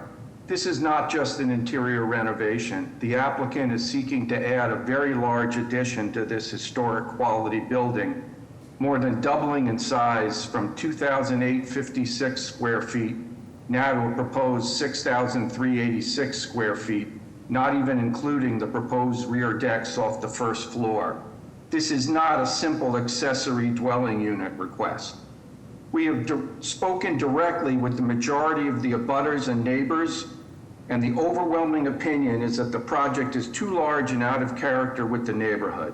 This holds true for the majority of the abutters within the 300-foot radius, as certified in the petition we presented to you. We have spoken to many members of the Prospect Hill Neighborhood Association, and while their policy is not to be pro or con, many members agree with this concern, as well as the precedent-setting nature of this request, that it will irreparably cause irreversible damage to open space in our neighborhood. The applicant has refused to consider decreasing the proposed size of the addition. Numerous abutters have sent in and registered their objection with ZBA and Office of Neighborhood Services. This is not a double lot. The proposed building is too large and out of character with the neighborhood. There is no unique hardship to grant 5 variances, including forbidden use, excessive FAR, insufficient setbacks, insufficient open space. Thank you. Are there any other raised hands? Madam Chair, we don't have additional comments. Thank you. Can I ask the applicant to address those concerns? Sure. Well, as most people know, Seth and Thea are the house immediately behind us. So I would want to say that in response to that, while this area does contain 1, 2, and 3 family houses in our area, our lot is substantially larger than the surrounding lots. Looking at this in relation to density, there are existing multifamily homes on much smaller lots. Our proposal is designed so the amount of land devoted to each dwelling unit is consistent with the surrounding neighborhood. This functions basically as two two-family houses, like we were saying, combined together in a common unit on an oversized lot of 9,440 feet. This is not materially different than the 3-family homes that are down the street from us. There's a couple of 3-family homes next to each other. They're on lots of less than 5,000 square feet. So that's 2 3-family homes on less than 10,000 square feet. As far as the hardships and so forth, I'm just going to defer on that one. So that's basically what I have to say as far as the density in the neighborhood. I believe that the amount of quality housing that would be created is in keeping with the neighborhood. Thank you. Thank you. Any other questions or comments from the board? Hearing none, is there a motion? Madam Chair, I'm going to put forward a motion of approval. Going from an FAR of 0.5 to 0.68 is not a large kind of dense project. It seems pretty reasonable, and I do agree that majority of the lots nearby are much smaller. I think it's a reasonable request. Therefore, I'm approving it. May I have a second? Second. Mr. Stenbridge? Yes. Mr. Langham? No. Ms. Benabraza? Yes. Ms. Turner? Yes. Ms. Wewell? I'm voting yes. I think it's an additional 2 units above the existing conditions. The parking's accommodated on site. I didn't know any parking relief requested for this project. And it is one of the larger lots neighborhood, and I also share Ms. Betta Barraza's observation that it's sort of a gentle increase in massing. So yes. Chair votes yes, the motion carries. Good luck. Thank you. Thank you for your time. Madam Chair, two things before we leave the 9:30 a.m. hearing. We did not state a deferral date for one of the cases, which is case BOA 1820617 with the address of 722 East 8th Street. The deferral date that was given was September 8th, is September 8th of this year. Thank you. And then along with that, we'll return to and ask if there is any response for case BOA 1825854 with the address of 57 Mount Vernon Street. No one replied before, so we'll ask again if anyone is present to present this case.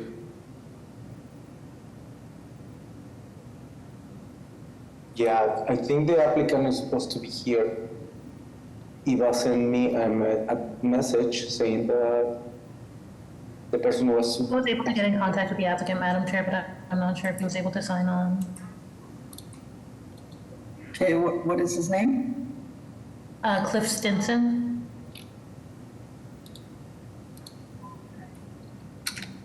Do you see? I do not I don't see it. see him. I apologize. Okay, well, we need to make a motion to defer in that case. Do I hear a motion? Motion to defer. We could Have do a second. September, sorry. Second. Do you want to give the date, Caroline? Yes, please. I'm sorry for interrupting. September 22nd, October 6th.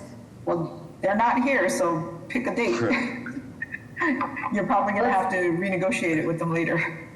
Okay, let's do September 22nd.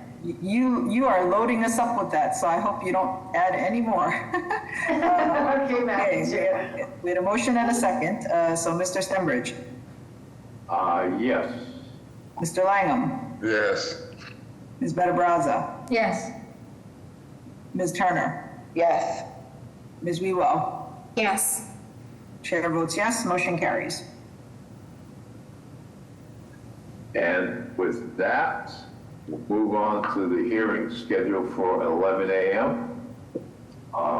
First, we will remind folks that we are a 6-member board today. And then we will ask if there are any requests for withdrawals or deferrals from the 11 a.m. hearing.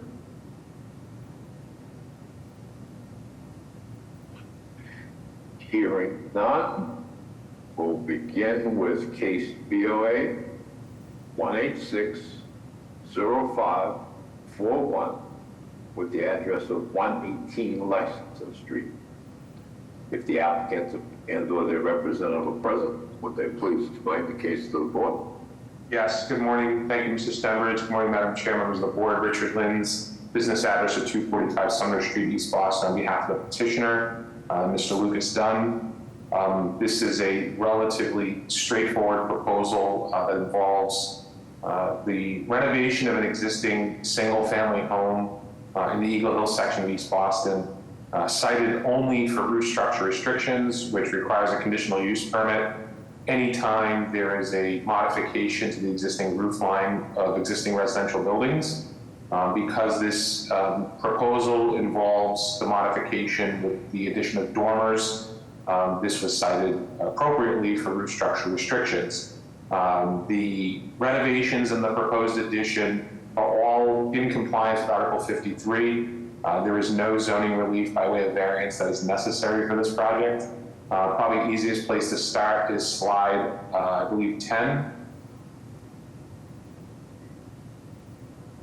Maybe go back a few slides, I apologize. I had sent the deck in, so I'm not sure if that's not available to the board. Here we go. Next slide, please. If you can go back to the site plan, I have my numbers different because of the deck that I had sent in, so if we could just, there we go. So the existing site plan, Madam Chair, members of the board, shows the existing footprint of the building. We have existing nonconformities on the right side of the building. Building sits very close to the right property line. Under the provisions of Article 53, you can expand existing nonconformities vertically. You can also expand them horizontally as long as they don't create any new violations. If you jump to the next slide, we have a proposed site plan as well.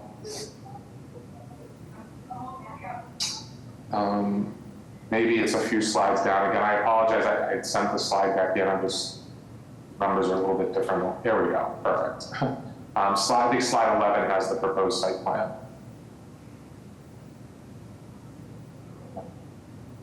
Jump back, maybe one slide. Yeah, here we go.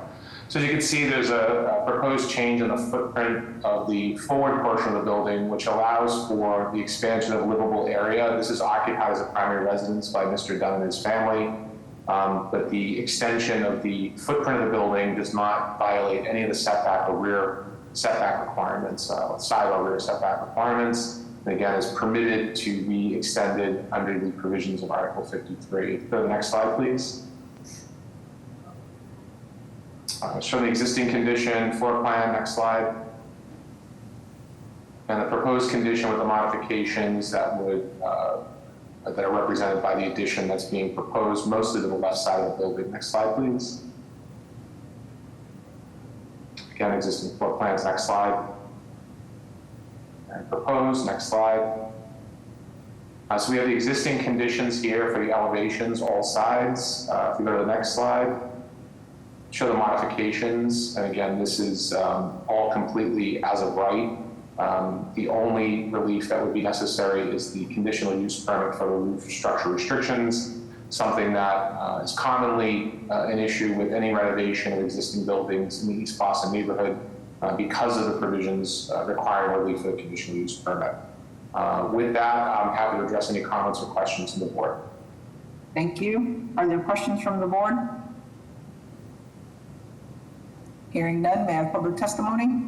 Hello, Madam Chair, members of the board. My name is Eva Jones, representing the Mayor's Office of Neighborhood Services. Regarding 118 Lexington Street, our office defers to the board's judgment. A community process was conducted, including the distribution of a subcommittee flyer. During the community comment period, I did not receive any feedback from local abutters. The Eagle Hill Civic Association reviewed the proposal and voted to support with a total of 10 yes and 3 no. At this time, the Mayor's Office of Neighborhood Services defers to the board's judgment on this matter. Thank you, everyone, for your time and consideration. Thank you. Madam Chair, there are no additional comments. With that, may I have a motion? Madam Chair, I'd like to put forward a motion of approval. May I have a second? Second. Mr. Stenbridge? Unmute. Yes. Thank you. Mr. Langham? Yes. Ms. Benabraza? Yes. Ms. Turner? Yes. Ms. Wewell? Yes. Chair votes yes, the motion carries. Good luck. Thank you very much. Next, we have case BOA 1865030 with the address of 34 Vincent Street. If the applicant and/or their representative are present, would they please explain? Good morning, Madam Chair. My name is Gavin Driscoll, business address 26 Quarry Lane, Milton, Mass.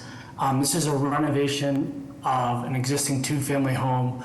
It's owner occupied. The applicant actually renovated the first floor in 2014, and their family's getting bigger, so they're going to be renovating the second and third floor. It's just an extension of an existing dormer on that right side.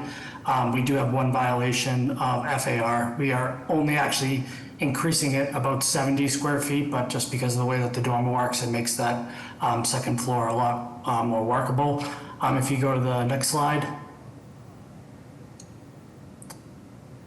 This is just the proposed site plan showing the proposed dormer on the right side. and then there's the existing site plan. If you can just zoom in, there's going to be no work on the basement, first floor, besides structural work. And then you can zoom in to the upper floor where we're going to renovate the second floor to pretty much match what they did on the first floor originally, and then just extend that dormer on the right side to add that additional square footage on that upper level. And if you just go to the next slide, it will show the elevations. That's just a section through the building and then the roof plan. And then the next slide will show the upper left-hand corner is the dormer that will be extended on the right side there. Upper right-hand corner is the left side where there'll be no work. Bottom left-hand corner shows the new dormer.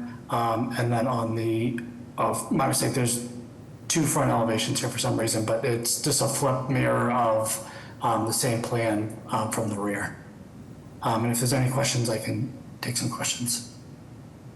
Thank you. Are there questions from the board? Hearing none, may I have public testimony? Madam Chair and members of the board, for the record, my name is Jeremy Bembury. I'm the Dorchester Community Engagement Specialist for the Office of Neighborhood Services. The applicant has completed the community process, which consisted of an abutters meeting facilitated on June 3rd with one guest. No issues or concerns were raised. Following the abutters meeting, no further community process was required, and the proponent was allowed to move forward. Thank you for your time, and the Mayor's Office of Neighborhood Services would like to defer to the board for their judgment. Thank you. Madam Chair, we don't have additional comments.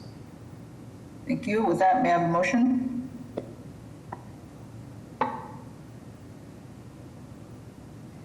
Motion to approve. Wait a minute. Is there a second? Second. Mr. Stenbridge? Yes. Mr. Langholm? Yes. Ms. Better Brazzo? Yes. Ms. Turner? Yes. Ms. Wewell? Yes. Chair votes yes, the motion carries. Good luck. Thank you so much. Next, we have case BOA 183-8409 with the address of 27 to 29 Ballard Street. If the applicants and/or their representative are present, would they please explain to the board?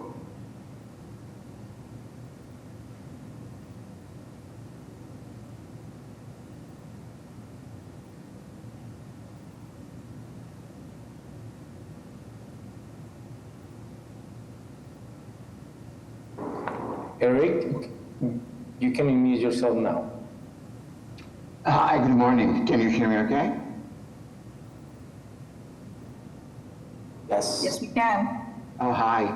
I have not submitted in advance any slides. I failed to appreciate that this is the case for this hearing. I do have slides that have shown to the JP zoning board, which I can share with you if you prefer. So we don't share screens, so what you submitted is what we have and what you should present from. All right. All right, my name is Eric Katsavunidis. My wife and I are the owners of this two-family place in Jamaica Plain, and we have proposed to add a dormer on the left-hand side as you face the building. So what you see here at the front is the front of the building, and we propose to add a dormer at the third floor and turn the third floor into living space, as well as turn the basement into living space. So this is a two-family that remains a two-family, but the attic now with the dormer is going to be part of the unit number 2 with the second floor as the main floor. And then unit number 1 is going to be made up of floor number 1, the existing one, and the part of the basement that's going to be made part of that unit 1.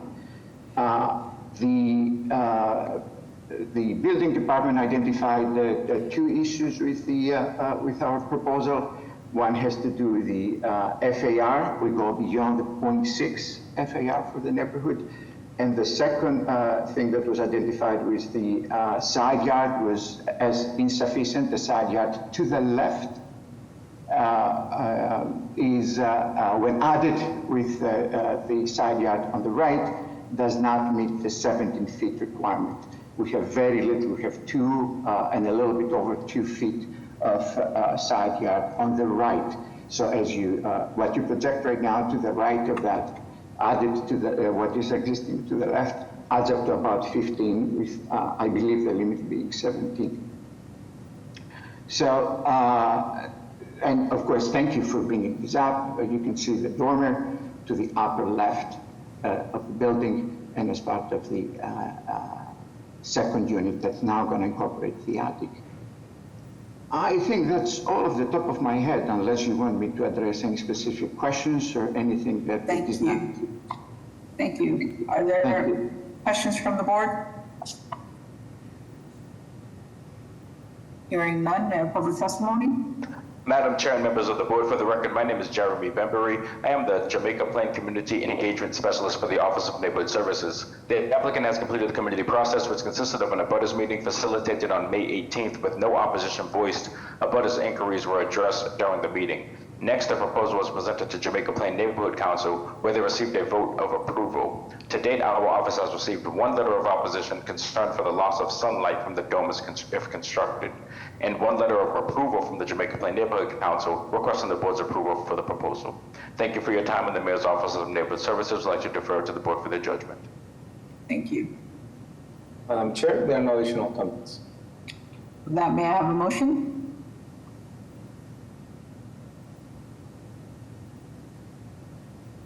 Motion to approve. There a second? Second. Mr. Stenbridge? Yes. Mr. Langholm? Yes. Ms. Better Baraza? Yes. Ms. Turner? Yes. Ms. Wewell? Yes. Chair votes yes, the motion carries. Good luck. Thank you very much. Have a good day. Okay, and with that, we'll take a break till the 11:30 hearings. Recording stopped.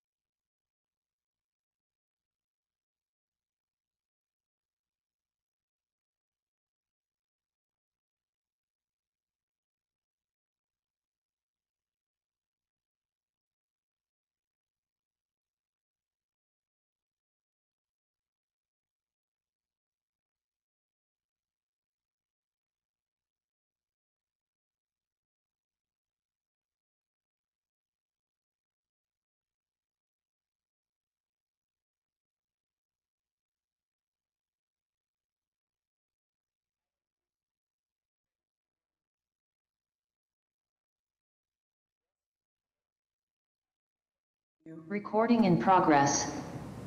Mr. Stenbridge. Present, Madam Chair. Thank you. Mr. Langham. Present. Ms. Better Brazza. Present. Ms. Turner. Present. Ms. Wewell. Present. Thank you. The floor is yours, Mr. Stenbridge, and a reminder that we are a 6-member board today. And along with that, we will ask if there are any requests for withdrawals or deferrals from the 11:30 a.m. hearing. Mayor Mark Sullivan, are you?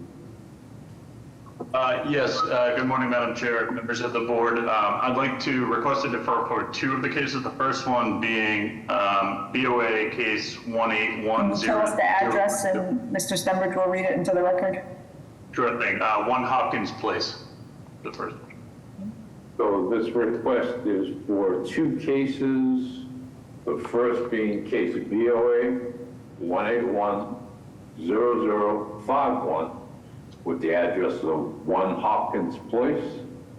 And along with that, the request is for case BOA 1810052 with the address of 2 Hopkins Place. Would you go ahead and explain, please? Thank you. Good morning, Madam Chair and members of the board. My name is Mark Sullivan with Chu & Company Architects, business address of 1 Billings Road in Quincy. We would like to request an administrative deferral for BOA case 1810051, which is 1 Hopkins Place, and 1810052, which is 2 Hopkins Place.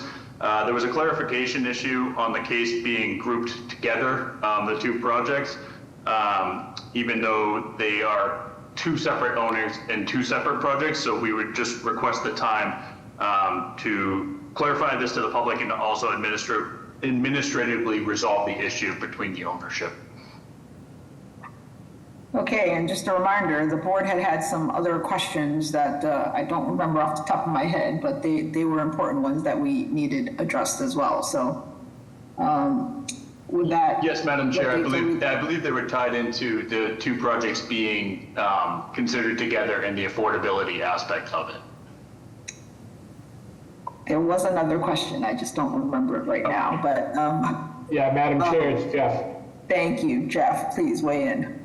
Thank you, Madam Chair, members of the board, Jeff Hampton, City of Boston Planning Department.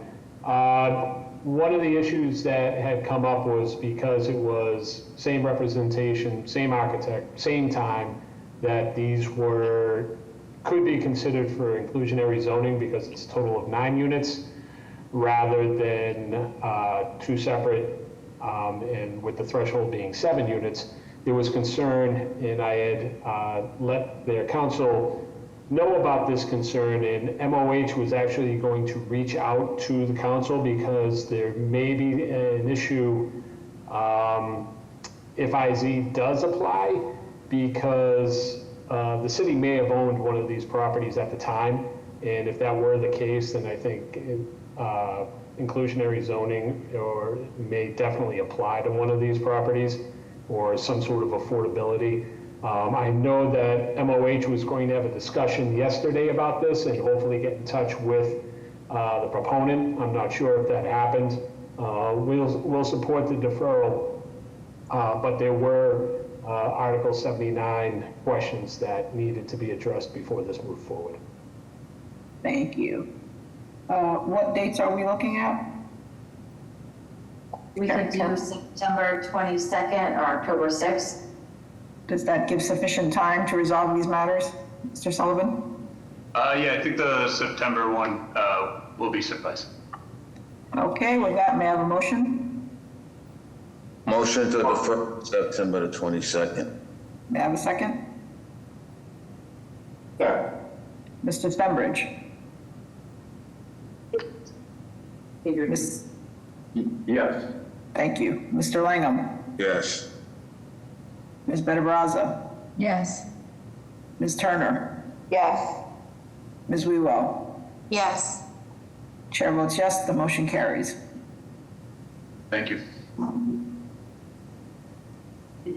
With no further requests for a withdrawal or deferral, We'll go to the first case for the hearing scheduled 11:30 a.m., which is case BOA 181-1706 with the address of 360 Princeton Street.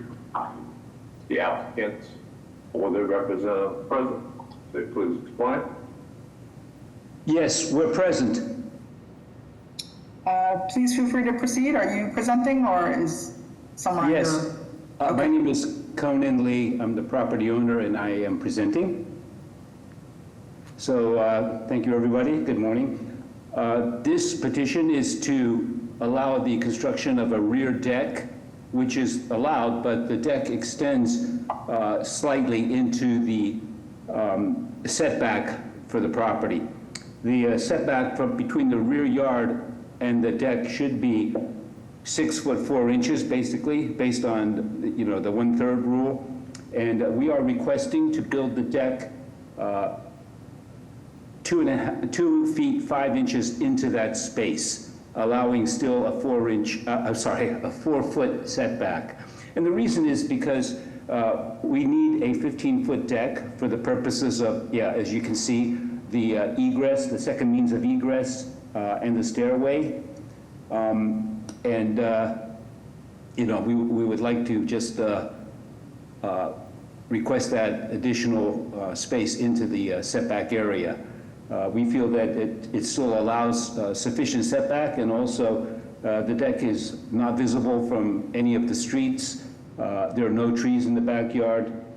We feel that it is a safe request. I guess I'll stop there and see if there are any questions. Thank you. Are there questions from the board? Hearing none, we have public testimony. Hello, Madam Chair, members of the board. My name is Eva Jones, representing the Mayor's Office of Neighborhood Services. Regarding 360 Princeton Street, our office defers to the board's judgment. A community process was conducted, including an abutters meeting held on 2/17/26 that was not attended by any East Boston community members. The proposal was also reviewed by the Eagle Hill Civic Association at their meeting on 2/25/26, and the association expressed support and has voted 8 yes and 0 no's regarding the proposal. At this time, the Mayor's Office of Neighborhood Services defers to the board's judgment on this matter. Thank you, everyone, for your time and consideration. Thank you. Madam Chair, we don't have additional comments. Okay, may I have a motion?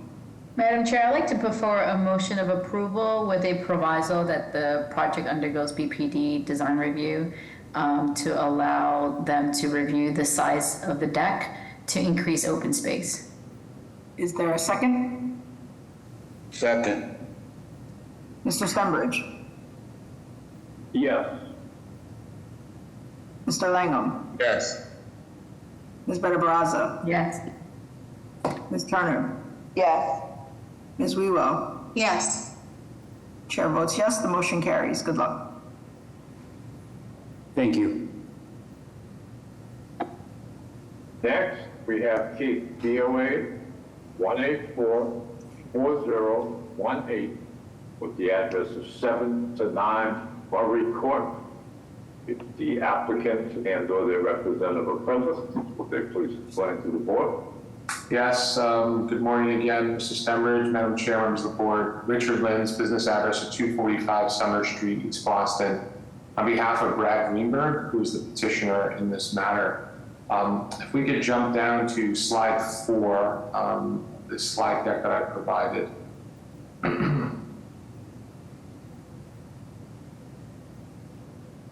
Just by way of very brief background, Madam Chair, members of the board, this is, I'll make sure we have the right slide deck here. Hold on.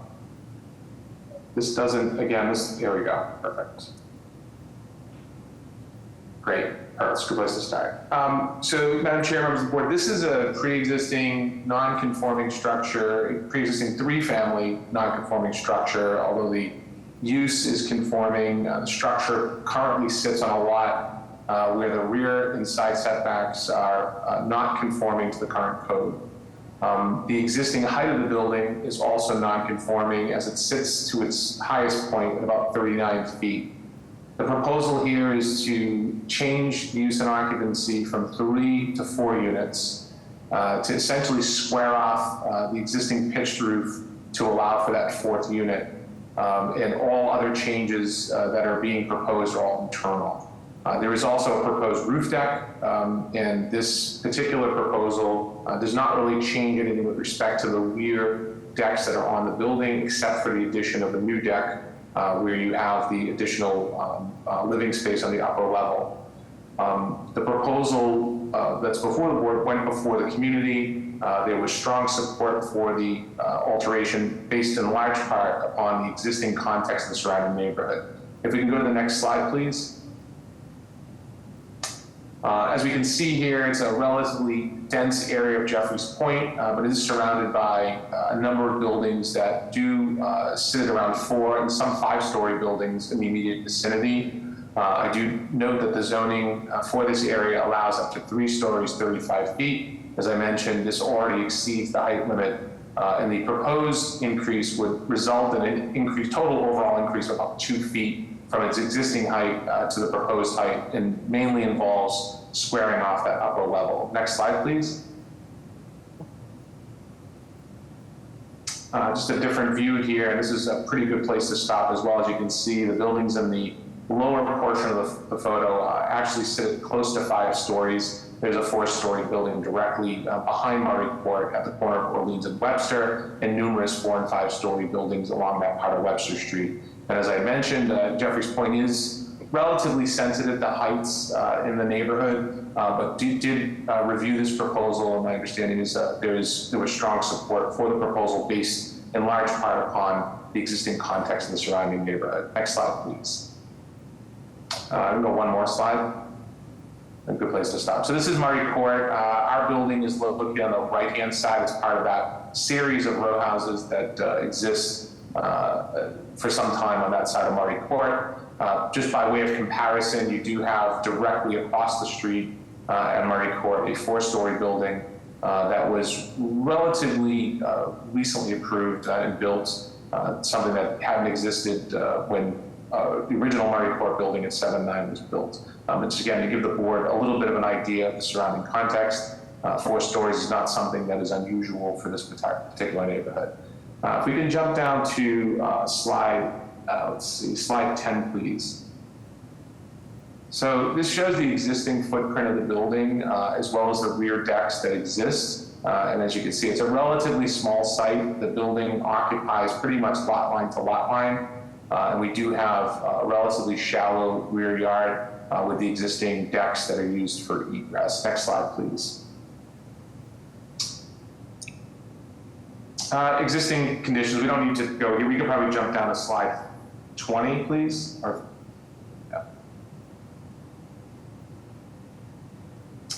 So just showing the proposed changes that are involved with the upper level. This is the existing, what I call the attic level, and you'll see that in the elevations in a moment. That would allow for a 2-bedroom unit to be located in that area with access to the roof deck off of the rear decks. If we jump down to slide 21, please. So we do see the modified elevations here that involve that upper level. And again, you do have the rear decks that are already pre-existing on levels 1 through 3. We would extend that deck up to level 4. There is a parapet that is included, and I'm sure as the board's aware, parapets don't count towards the height. The roof deck would sit below that parapet, so it would be somewhat hidden from the surrounding properties, and we would be accessing that from the rear deck, as you can see here in this elevation.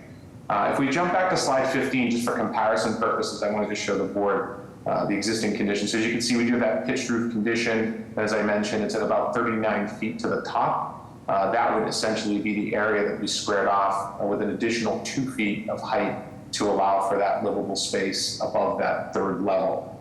If we go down to, I believe, back to slide 21 or 22. Yeah, perfect. Yep, perfect. So just showing the rear elevation, again, that rear deck and that addition area is shown here towards the top of the page. And the violations are as follows, Madam Chair. We do have a height, which currently is non-conforming, so the existing non-conformity would be increased slightly up 2 feet.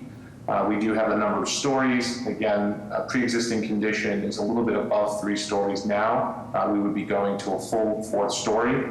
We are cited for side yard and rear yard, where normally under the amended provisions of Article 53, vertical additions on non-conforming buildings are permitted as long as they do not exceed any of the existing zoning regulations that are in effect or the existing non-conformities. In this case, because we would be 2 feet above the existing condition, we would require relief for those side and rear setbacks. If we can jump down, I think that might be close to the last slide. The last is use. So to change the occupancy from 3 units to 4 units, we do require relief for use. I would point out in the EBR3 district, this is a little bit of a nuance. Use for up to 6 units is not forbidden. It is actually allowed in the EBR3 district. The controlling trigger is the lot width.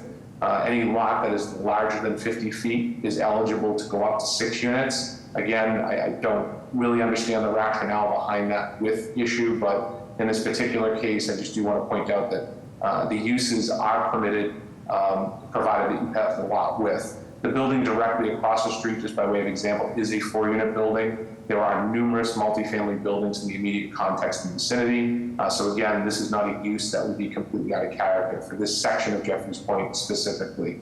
I will pause there and ask if there are any questions from the board to address. Thank you. Questions from the board? Would the roof access be accessible to all the units or just to the 4th floor? Good question, Ms. Raza. This is a condominium building, so this would remain exclusive to the upper level unit only. Although there would be access, because we do incorporate this as egress, it would be exclusive to the unit 4 only. And would you be open to modifying, I think it's the home office, to have more of an internal stair, to be able to have like a bulkhead or a hatch to access the roof deck within that unit?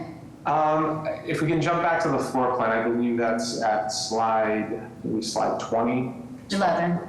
Oh. Right. Yeah, I think. Sorry. Yeah. That's what's proposed, yeah. So looking for, you see the home office here, I'm just below the bathroom. As you can see, Ms. Bedaraza, this is a relatively small unit. We do want to, make this a livable unit. I think Mr. Greenberg is proposing to actually move his unit up to this. He would live in this unit here. To the extent that we could make it work, I'm sure there's a workable solution for that. I do understand the board's concern about accessing roof decks from common stairwells in the rear. Exactly, just from a safety and also from a noise point of view, you keep noise internally.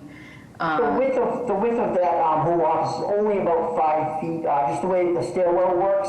That was one thing that we kind of looked at early on, was there a way to get it internally? Right, there might still be a way, but round stair. Yeah, but it's pretty tight there. The one thing that, I'm sure we would do to make that so that, it is exclusive, is there would be some form of a gate or something that would be locked that would only be accessed, for unit 4 itself, and, somebody from unit 3 or anybody else couldn't get up to that roof deck. So I'm sure there was definitely a way that we could, section that off so that that would remain exclusive to unit 4 and unit 4 only. Okay, and then have you had a chance to review the Boston Planning Department recommendation? I have, Ms. Bedaraza. I do understand and certainly respect the planning department's position. Yeah, to try I just want to make sure that you did see it and that they did. Yeah, I feel this particular one, and again, when we do see a negative recommendation, we do want to take that into consideration and weigh that against what type of support and opposition there is. And as I've done in the past, where there's, where there's strong opposition and a negative recommendation for planning, I do encourage clients to go back to the drawing board. In this particular case, I think there was a very positive response from the community, especially based upon, I think, Mr. Greenberg, living in the area and having, the support of his neighbors and not understanding that this was not an impact that they felt was, unreasonable based upon the existing conditions that are there today. Right, and I mean, I just wanted to point out to my colleagues that the new zoning is EBR 3, But as you already mentioned, the building on Orland Street, right in the corner, is a 4-story and exceeds the height that you're proposing. And I don't necessarily see anything wrong with increasing 2 feet of height within already a non-conforming existing height that your building has. And then the building right in front is also very similar in scale, but again, it's in an EBR3 district. Okay, I don't have any further questions. Thank you. With that, may I have public testimony? Hello, Madam Chair, members of the board. My name is Eva Jones, representing the Mayor's Office of Neighborhood Services. Regarding 7 to 9 Murray Court, our office defers to the board's judgment. A community process was conducted, including an abutters meeting held on 2/24/26 that was well attended by East Boston community members. The feedback from this meeting was overwhelmingly positive support from neighbors who were happy to see the proposal align with the neighborhood character and to support their neighbor. The proposal was also reviewed by the Jeffreys Point Neighborhood Association at their meeting, and they expressed support and has voted 8 in favor and 1 in opposition. At this time, the Mayor's Office of Neighborhood Services defers to the board's judgment on this matter. Thank you, everyone, for your time and consideration. Thank you. Madam Chair, there are no additional comments. With that, may I have a motion? Madam Chair, I'm going to put forward a motion of approval with a proviso that the project undergoes BPD design review, paying special attention to the access to the roof and to determine the size and location of the roof deck and to explore whether an internal stairwell makes sense. The reason for supporting this request is because you have 2 buildings that are already in an EBR3 district that is much larger than what's being proposed. And the request is, I would find, very minutia in regards to that exceeding 2 feet of height. Is there a second? Second. Mr. Stenbridge? Yes. Mr. Langham? Yes. Ms. Benabraza? Yes. Ms. Turner? Yes. Ms. Wheelow? Yes. Chair votes yes, the motion carries. Good luck. Thank you very much. Thank you. Next, we have case BOA 1846713 with the address of 1 to 1H Washington Place. If the applicant and/or their representative are present, will they please explain? Yes, thank you, Mr. Stenbridge. Madam Chair, members of the board, Attorney Ryan Spitz with Adams and Moranci, business address of 168 8th Street, first floor, South Boston. Joining me today is the applicant, Richard Socolow, and project architect, Tim Sheehan. This is a proposal to confirm the occupancy as a single family, preserving the existing single family structure, and changing the occupancy to 3 attached single-family townhomes, each with a private roof deck and outdoor patios. This is a unique through lot with dual frontage on Washington Street and Rutherford Avenue. The neighboring residence at 104 Rutherford Avenue shares a 0 lot line condition with the subject parcel. Site falls within a 3F 2000 sub-district. Each townhome will consist of a kitchen, dining room, and living room on the first floor. Basement will be mechanicals and a family room, 3 bedrooms located on the second and the third floor. Mr. Ambassador or Madam Ambassador, if I could just ask you to kind of scroll through the deck as I speak, that would be great, please. Thank you. All 3 residences will be equipped with a fully automatic sprinkler system. Further, the fire department has reviewed this proposal and is okay with it as long as it is sprinkled. We have violations. We have 3 violations. 1, being the lot frontage, the sub-district requires a minimum of 20 feet of frontage. The lot has 14.47 feet of frontage along Washington Street and 19.5 feet along Rutherford Avenue.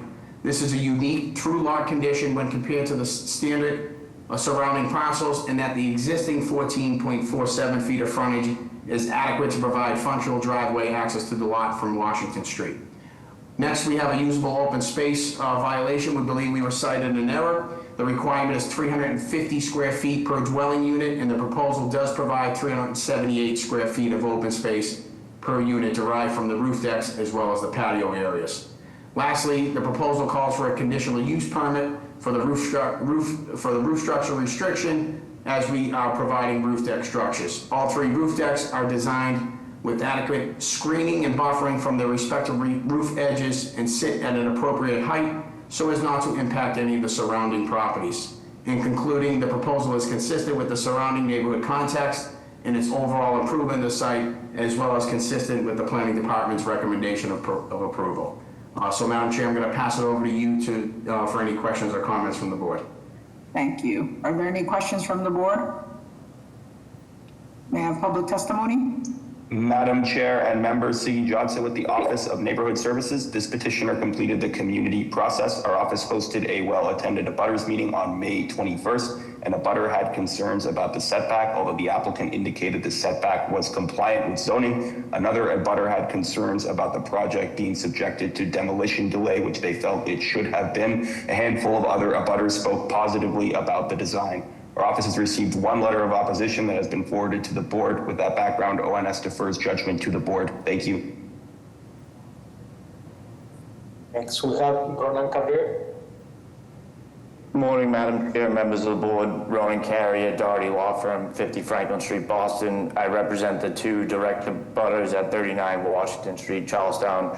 My clients would like to go on the record of opposition of this project for a few main reasons. The first being that the applicant is not accurately represented, that they will be demolishing approximately 48% of the existing structure and was not provided a demolition plan until questioned about whether this should be subject to demo delay or not. Second, the project is too dense for this parcel. The lack of meaningful open space demonstrates that 3 units are being forced onto a lot that's more appropriately suited for 2. Third, the proposed front-facing windows and roof decks of the project will create a direct line of sight into the rear yards and rear window of the neighboring homes, particularly 39 Washington Street, resulting in significant privacy impacts. Finally, the applicant has provided no turning radius or vehicle maneuvering studies demonstrating that Washington Place can safely accommodate construction vehicles and provide adequate fire emergency access to these rear units. For these reasons, we respectfully request that the board deny the requested relief. Alternatively, if the board is inclined to approve the project, we ask that they impose provisos requiring that the applicant submit a complete demolition plan and obtain a demolition permit and provide vehicle maneuvering and turning radius studies demonstrating adequate site and emergency access before any final approvals are issued. Thank you for your time and consideration. Thank you. Any other? Yes, we have Chris Tesouros. Yes, Madam Chair, members of the board, my name is Chris Tesouros. Our business address is 1 Federal Street in Boston. I represent the owner of the property, 104 Rutherford Ave in Charlestown, a direct abutter of this property. First and foremost, I want to agree with everything that Attorney Carrier just said in terms of the deficiencies and why the board should be turning this down. We clearly are in opposition to this as well. And there are 3 reasons that I think the board needs to consider. First of all, the issue of Article 85 is not an issue that should be taken lightly. It would be bad public policy for this board to go ahead and adopt zoning relief when the whole question of whether or not the property can even be demolished is one under the jurisdiction of landmarks, not this board.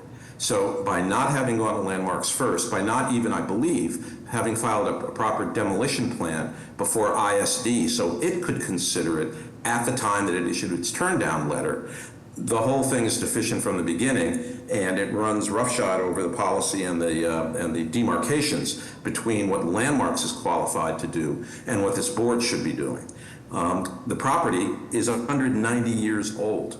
Landmarks has the expertise to make the determinations as to what the impacts are going to be. That's number 1. Number 2, the issue of frontage is incredibly contorted. We've submitted an opposition dated July 13th. There's an Exhibit C to that, which is the applicant's own assessment of frontage.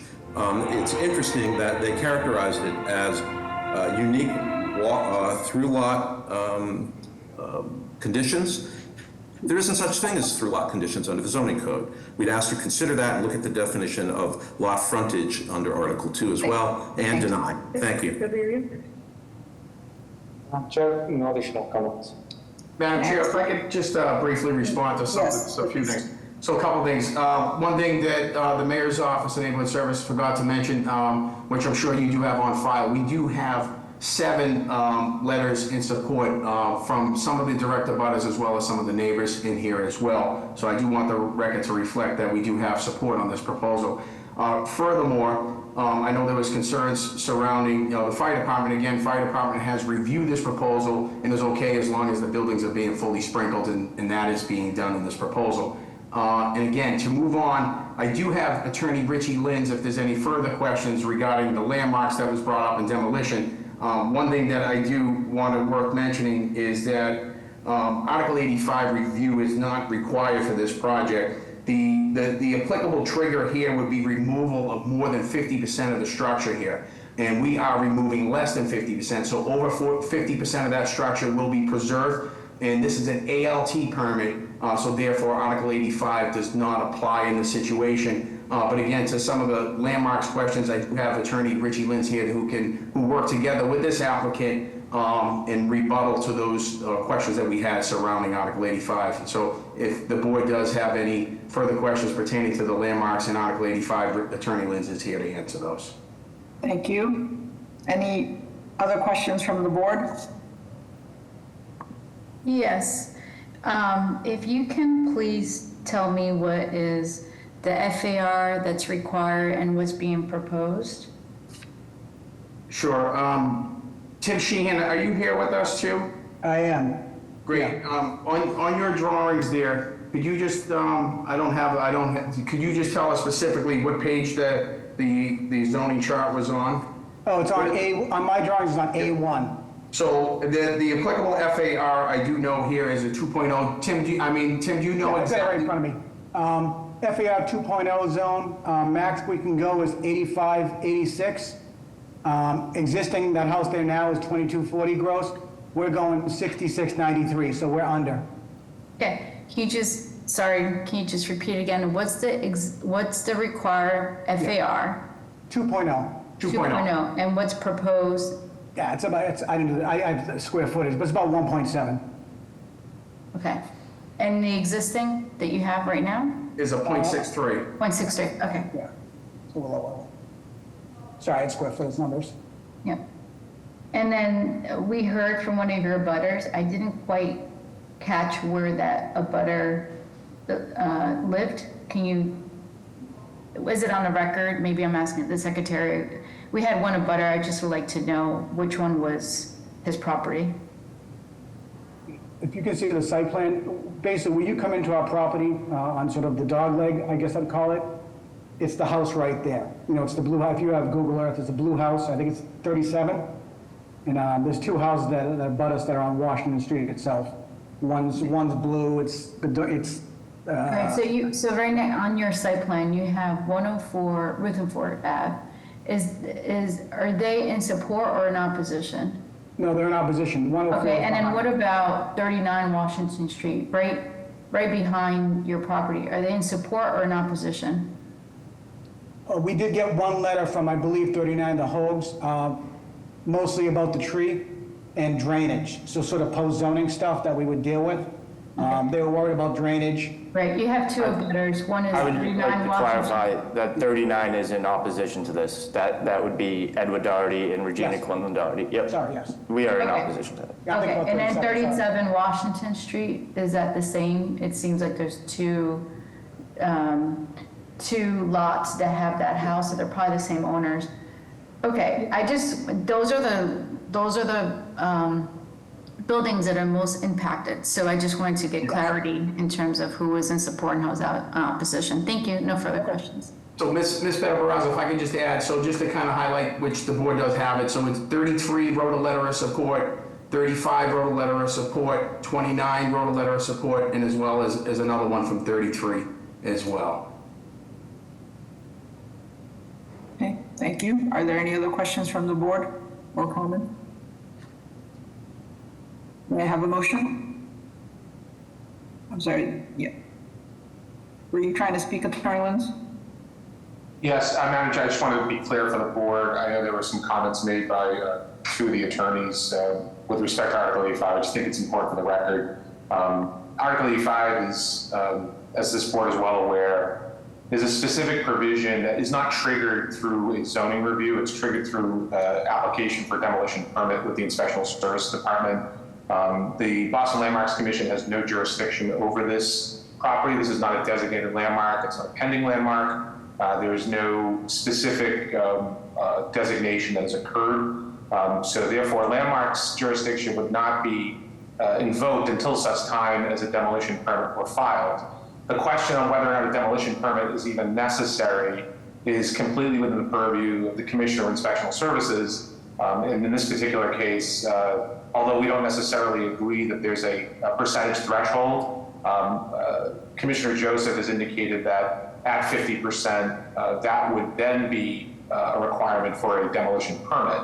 I think Attorney Spitz, Mr. Sheehan have indicated that the amount of demolition in this particular instance is less than 50%. So even by Commissioner Joseph's standards, a demolition permit isn't even necessary.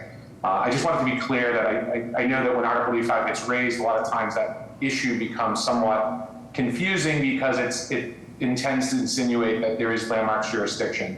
I just want to be clear to the board that there is no jurisdiction here until such time as a demolition permit, as required by ISD, is filed, and landmarks cannot administer Article 85 until such time as an application has been submitted. So just make that clear for the record. Thank you.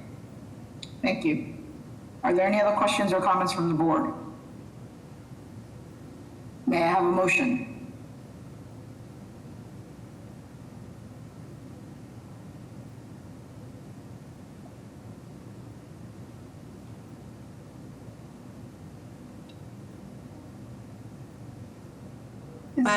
Yeah, sorry, I was trying to find the unmute button, even though it hasn't moved. I will put forward a motion of approval with a proviso that plans are submitted to planning for design review with focus on parking and alignment of the residential units.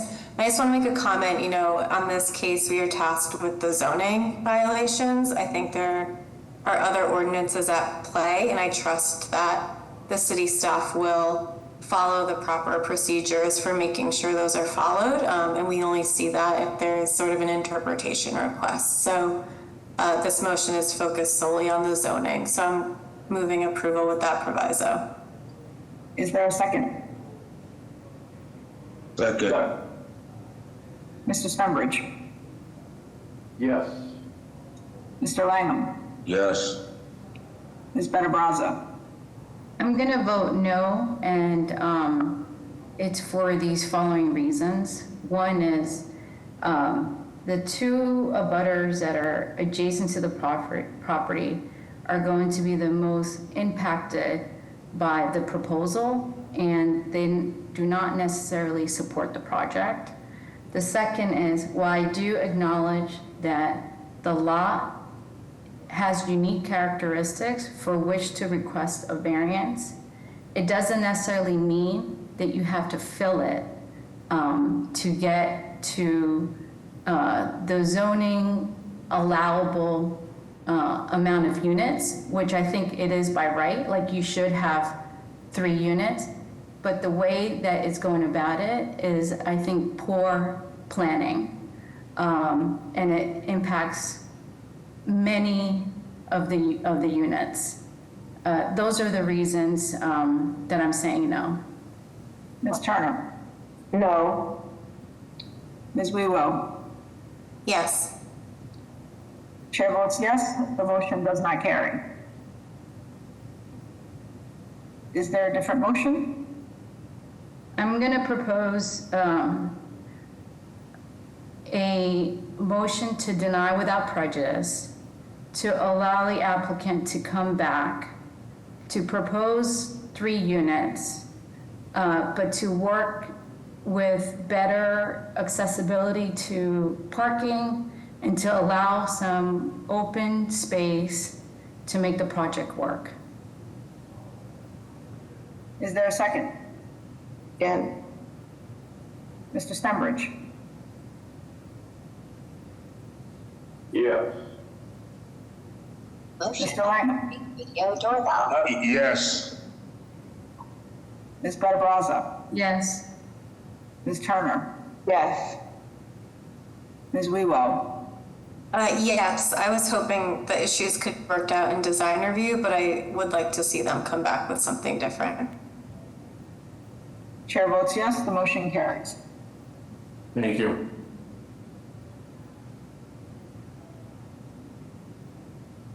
Next, we have case BOA 183-3514 with the address of 176 L Street.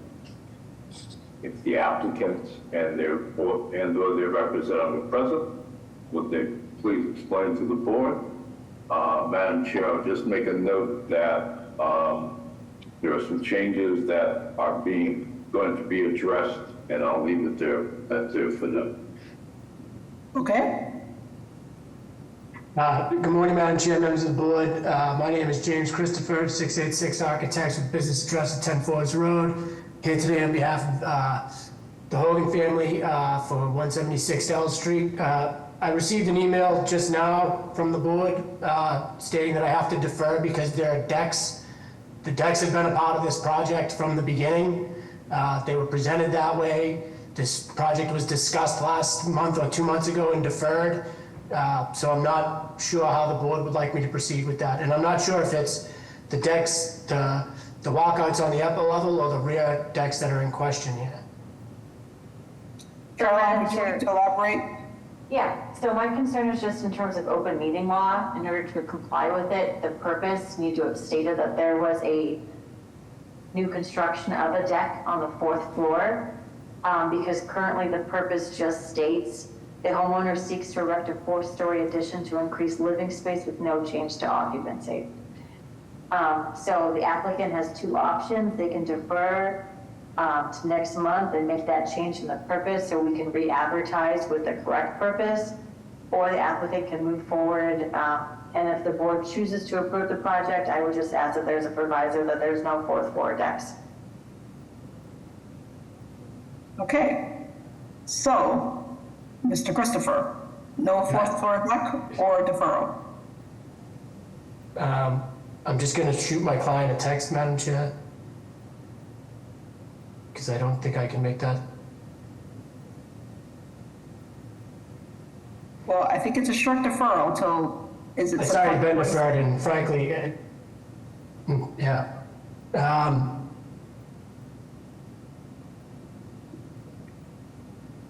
Okay, well, we I just need you to decide which way you want to go.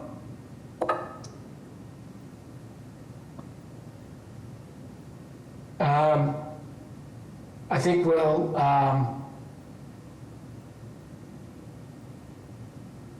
proceed without the decks, Madam Chair. Okay. Okay, so the proposal here is to construct a 4th-story addition, which included walkout balconies at the front and rear of the property, but those will be removed. You can go ahead and scroll to the A drawings. There's no real change. Mr. Ambassador.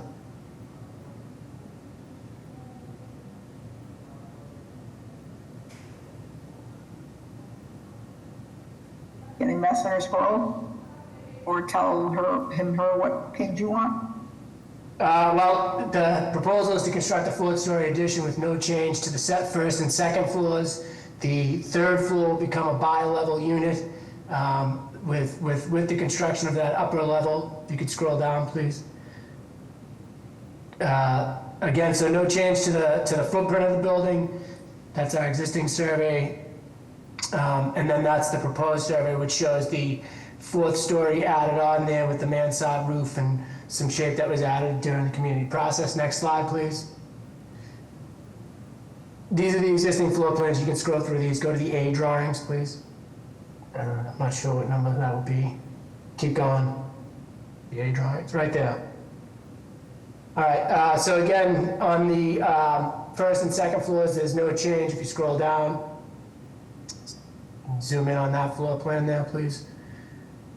So you can see that the third floor will become the primary living space with 2 bedrooms on that level, a home office, and then a large kitchen and living area to the rear. And then on the 4th level within the new addition, you would have a primary bedroom with a family room facing L Street. Next slide, please. In elevation, we've proposed to incorporate a parapet wall along the front elevation to bring that wall up and shield the front of the building and extend the height there. And then we'll have the mansard style roof behind it. During the community process, this was a design element that was changed. We had a more boxed and angular addition. And at the request of the Civic Association, we were able to come up with this design, which I think fits more appropriately. Next slide, please. This is the broadside elevation. Again, those decks are gonna just stay the way they are. There'll be no change to them now. Next slide, please. This is the opposite side elevation. You can see the relationship of the mansard roof to the parapet wall. Next slide, please.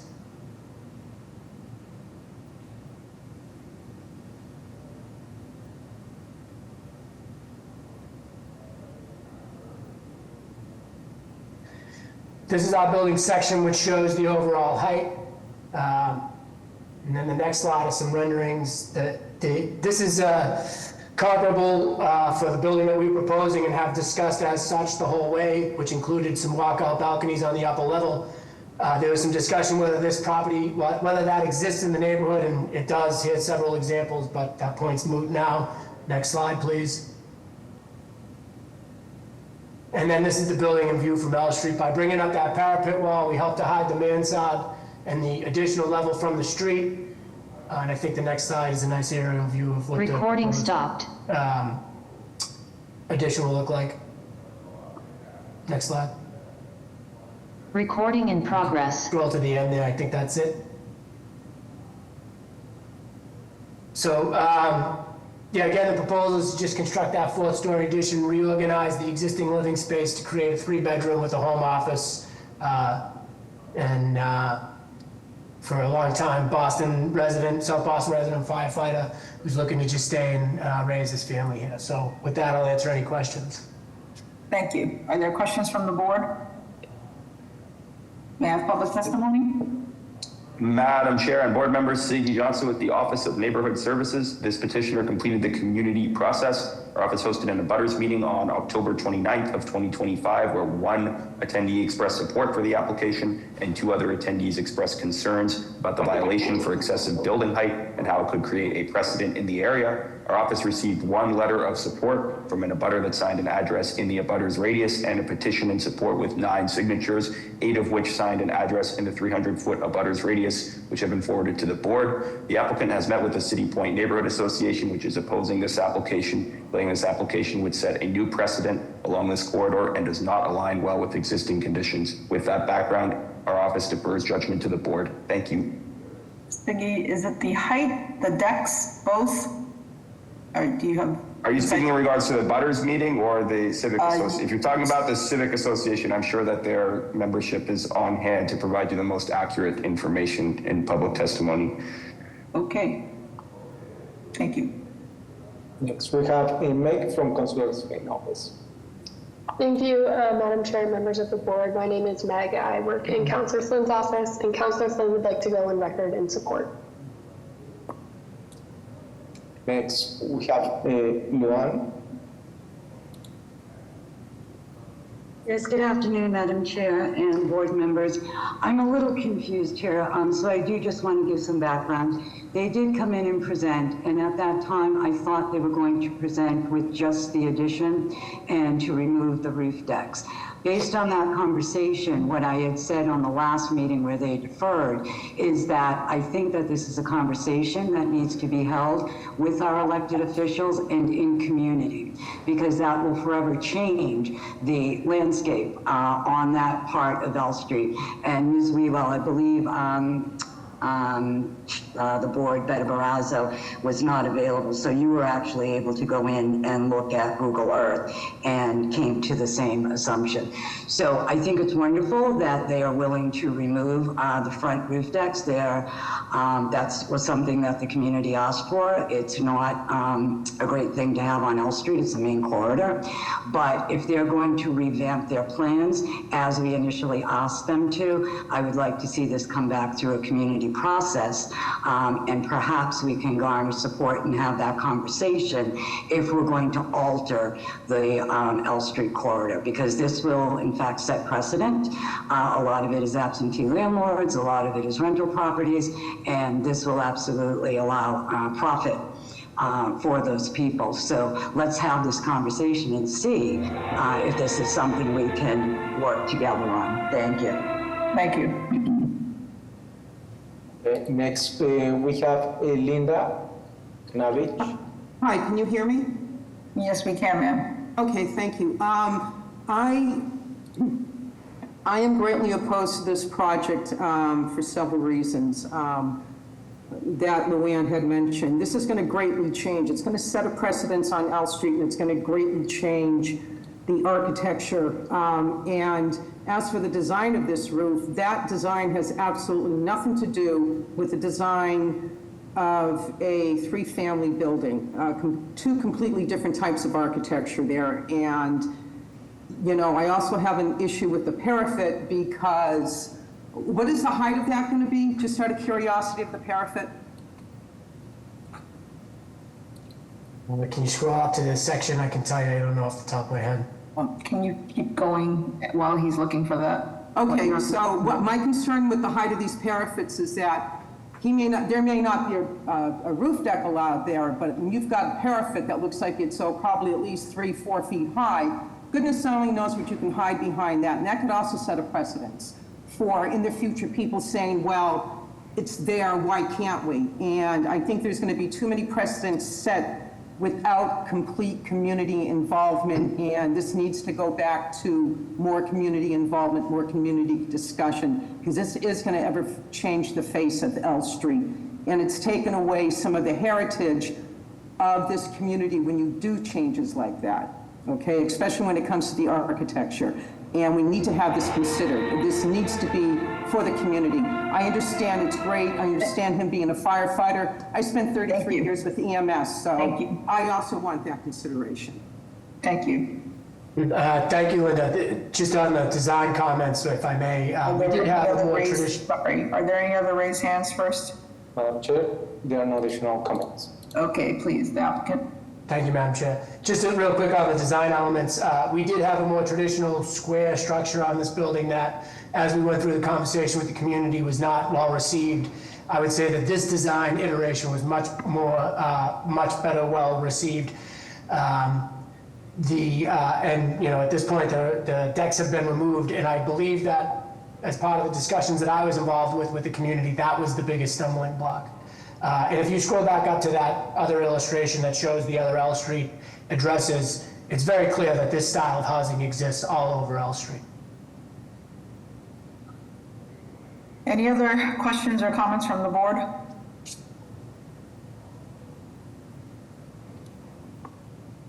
Hearing none, is there a motion?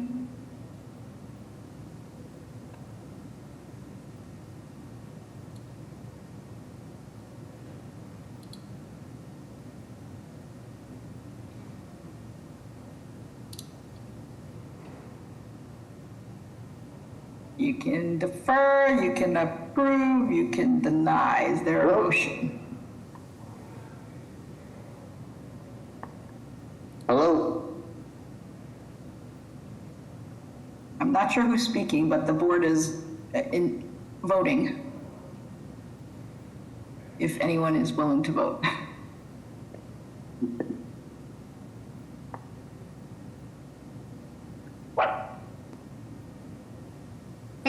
Could I pose a question to planning? Kind of looking around at the context, I don't see anything above 3 stories, so I'm just kind of curious on the recommendation. Is I Mr. mean, Hammond? that's Katie, that you brought something up, which is, it would be great if Jeff Hampton would comment on that, because I had the same curiosity as you, which is the BPD put forward recommendation of approval. The zoning is not, the zoning is multifamily residential, which, you know, so it's really about what is the Boston planning kind of position with the idea of increase density or height. And I think the architect was really well intended to work with the character of the nearby kind of mansard roofs that you would see in a neighborhood. So I applaud that effort, and I can see that work. And, you know, listening to the neighbors as well, it will set a precedent, and you will start seeing more of these developments. I think it'll be great to hear from Boston Planning's department's point of view. Great. Is Mr. Hampton available? Yeah, thank you, Madam Chair, members of the board. Jeff Hampton, City of Boston Planning Department.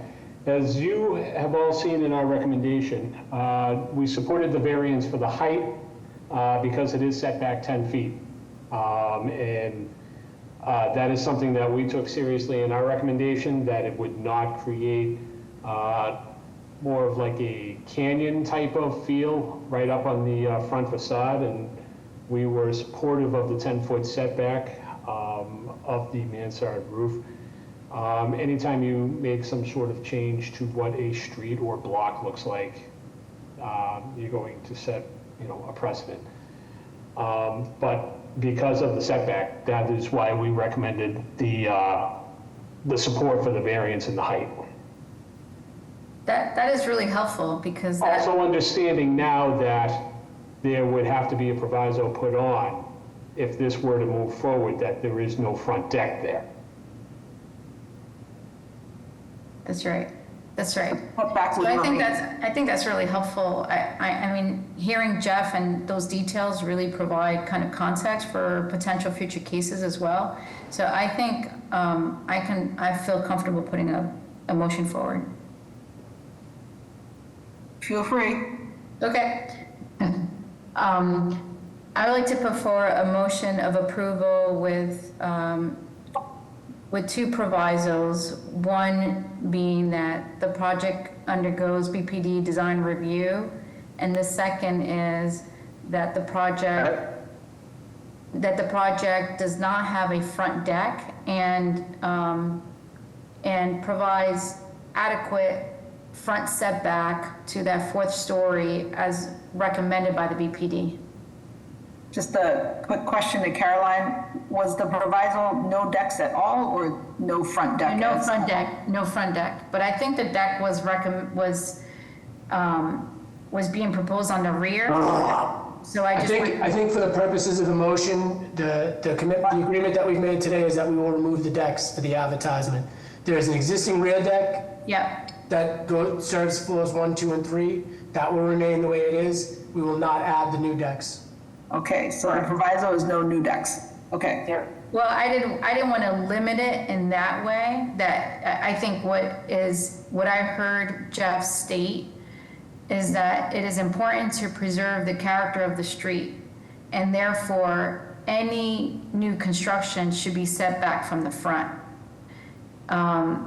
And so I was just putting a proviso that would not allow a front-facing deck, and that the fourth story would be set back as per BPD's recommendation. That's what's in front of, that's what the motion carried. And I want to be clear if that's what Caroline intended, because you said there was an issue with noticing. So does that suffice? Yeah, as long as there are no newly constructed decks.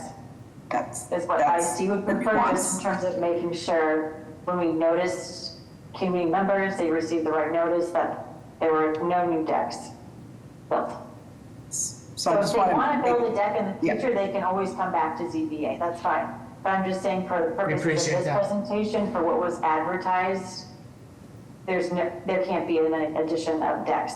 Okay, perfect. So I'll clarify that. I'd like to put forward a motion of approval with a proviso that there are no decks in this case that would be proposed. And the second would be that the fourth story be set back per BPD's recommendation. And that there would be design review. Is there a second?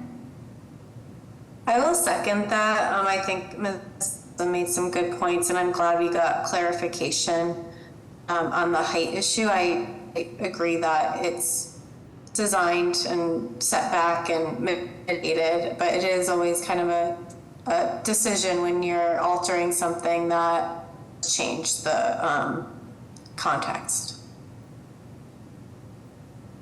Okay, Mr. Stenbridge, Yes. Mr. Langham, Yes. Ms. Better Brazza, Yes. Ms. Turner, Yes. Ms. Wewell. Yes. Chair votes yes, the motion carries. Thank you very much. Next, we have case BOA 183-5904 with the address of 105 Pleasant View Street. If the applicant and/or their representative are present, would they please explain to the board?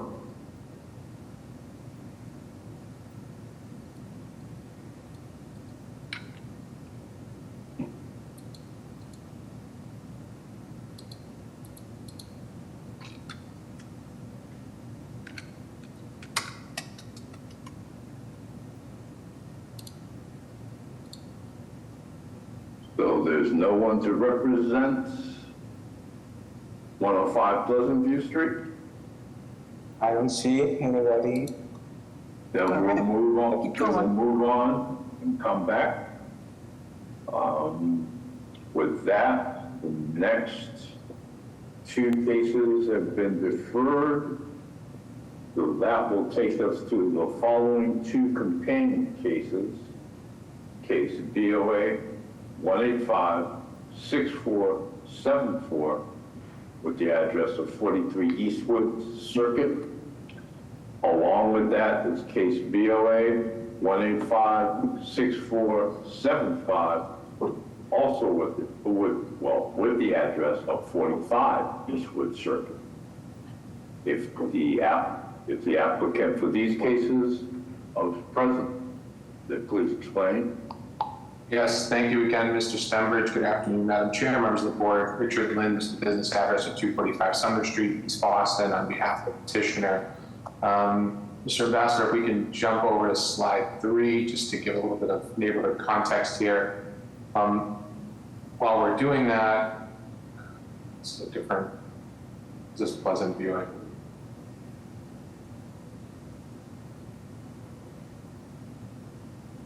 I think this is a different case. There we go. Keep going. Perfect.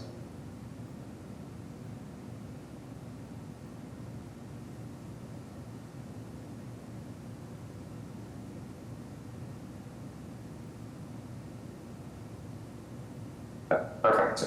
So, Madam Chair, members of the board, this involves the demolition of an existing single-family dwelling at 43 Eastwood Circuit in West Roxbury. Our proposal would subdivide the existing parcel and create 2 new lots. Each lot would then accommodate a new single-family dwelling, each containing 4 bedrooms, 2.5 baths, 2.5 stories. If we jump through quickly, we can scroll through slides 4 through 8. That will give us just a little bit of an idea of the context in the surrounding neighborhood. As you can see, directly behind us is a large commercial site bordering the VFW Parkway. And then the surrounding immediate neighbors, left, right, et cetera, are similar sized homes, all either single or 2-family dwellings. If we get down to the slide 10, that'll show us the quick zoning summary. I can just run through these very quickly. Because we are proposing 2 single-family dwellings, that will be a conforming use in the district. The district requires a minimum of 6,000 square feet for each lot. This being well over the minimum of 6,000 square feet would be considered an oversized lot, although individually, once subdivided, they are somewhat below the minimum requirement of 6,000 square feet. The same would apply for frontage. There's a minimum requirement of 60 feet of width in frontage. We're proposing in each instance 44 feet. I would submit to the board, if you do look at the surrounding area based upon the assessor's records and the BPDA abstract, this is not unusual for a lot width in this particular area, even though the minimum is 60 feet. We are in compliance with both front yard, side yard, as well as the rear yard, which is much greater than the 30-foot minimum that's required, even though our neighbor to the rear is a commercial site in a different zoning district. We do require relief in addition for gross floor area. The maximum in the particular sub-district per Article 56 is 0.4. For the lot proposed at 43, we're at 0.49. For 45 is 0.52. So we do require relief for that. With respect to height, we do comply with that requirement. 2.5 stories is the maximum, 35 feet. We're below the physical height at 28.75 feet, but at the full 2.5 stories. And we're able to provide ample parking on site for at least 2, if not more spaces. If we want to jump down to slide 13, that is the existing site plan, just so we can review what the current makeup of the lot looks like.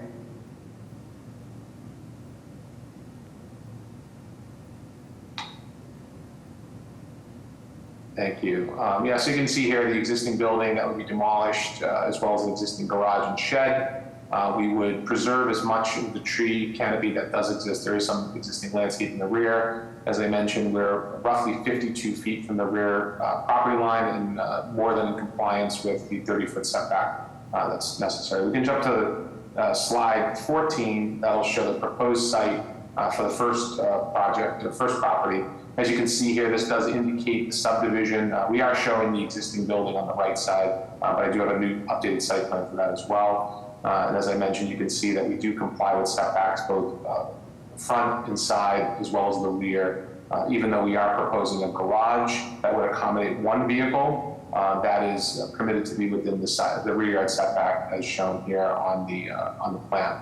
You can jump down to slide 21. We have the additional site plan for the other side of the property. You can see here, very similar in layout. We locate the garage to the rear as well. And these are accessed with more than enough width for the driveway to access the rear of the property. If we go to slide 16, please.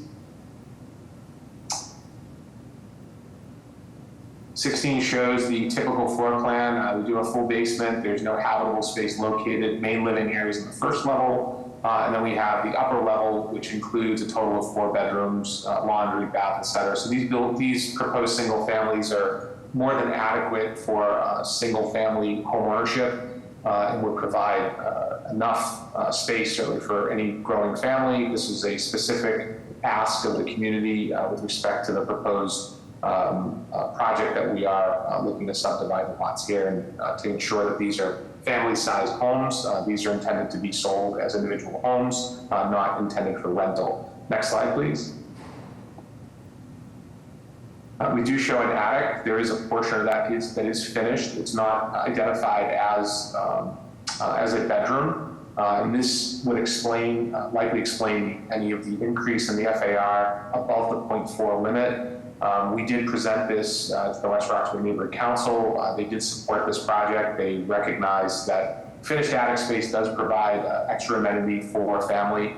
We do also include some mechanical space up there as well. And as indicated on the plan, we're not looking to propose any bedrooms or bathrooms or anything additional in that attic space. This would just be flex bonus room space for the property. If we get down to slide 19, please. Just our elevations for all sides. As I mentioned, 2.5 story, very consistent with the type of architecture and topology that we do see in that particular section of West Roxbury. And once again, presented to the West Roxbury Neighborhood Council, who supported the project based upon the design and being very consistent with the type of single-family homes that are pretty common in that area. If we go to slide 27, just some 3D views as well, so you can see what the building looks like from all dimensions with the elevations shown. We do incorporate a small dormer on that upper level, and that is to allow for that stairwell to come up into that finished attic space as well. I will pause there and ask if there are any questions of the board regarding this project. Thank you. Are there questions from the board? Hearing none, may I have public testimony? Madam Chair and members, Siggy Johnson with the Office of Neighborhood Services. This petitioner completed the community process. Our office hosted an abutters meeting on April 22nd, at which no comments were made. The West Roxbury Neighborhood Council is supporting this application. With that background, ONS defers judgment to the board. Thank you. Madam Chair, there are no additional comments. Okay, with that, may I have a motion?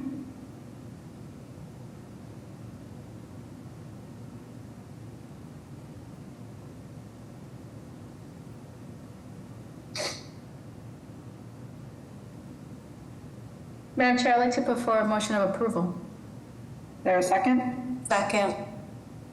Mr. Stenbridge? Yes. Mr. Langel?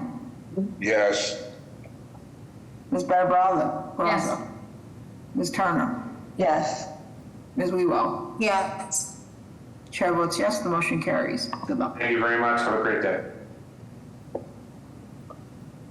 Next, we have case BOA 1716446 with the address of 178 to 180 Wells Street. The applicant and/or the representative present, would they please explain to the board? Yes, hello, Madam Chairman, members of the board. My name is Ingmar Sterling. I am the resident and applicant at 178 Weld Street. We are applying to, what we're trying to do is rebuild or replace the garage. A tree fell on our existing garage in a storm 2 years ago. Believe this was flagged for height as well as setback. If we could go to slide 4. So this is the new proposed garage. You can see the setback lines that it is violating. If we could go up one to slide 3, just to contrast with the existing structure that has the tree fell and the hole in the roof. So this is where the existing garage is. It already is violating the rear and side setback line. If we could, again, sorry, go back to slide 4. We are actually moving the new or proposed new garage 4 feet off of the side property line, which is a retaining wall with our neighbors, and then would be expanding it inward. Currently, that is just a patio area, adding a little bit of space to be able to park 2 cars and have some extra storage and perhaps some flex space there. I do want to note the height violation is only because our existing house is above the height limit. And so by attaching the garage, that's why that variation.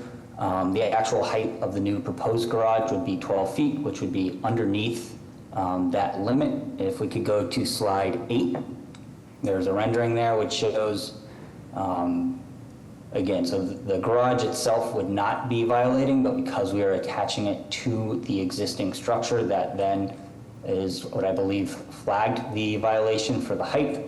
Additionally, the violation for the front yard is because the front steps of the house ever so slightly exceed the front line setback. Happy to take any questions from the board here. Thank you. Are there questions from the board? May I have public testimony? Madam Chair and board members, Siggy Johnson with the Office of Neighborhood Services. This petitioner completed the community process. Our office hosted an abutters meeting on May 29th, 2025, at which direct abutters had some questions and one raised a concern about the design. The applicant later worked with them to make some revisions. We're unaware of any opposition to this proposal. The West Roxbury Neighborhood Council is supporting this application. With that background, ONS defers judgment to the board. Thank you. Thank you. Madam Chair, no additional comments. With that, may I have a motion? Madam Chair, I'd like to put forward a motion of approval with a proviso that the project undergoes BPD design review to review maneuverability of the proposed driveway. There a second? Second. Mr. Stenbridge, Yes. Mr. Langham, Yes. Ms. Better Brazza, Yes. Ms. Turner, Yes. Ms. Wewell. Yes. Chair votes yes, the motion carries. Thank you. Madam Chair, will ask again if anyone is present for case BOA 183-5904 with the address of 105 Pleasant View Street.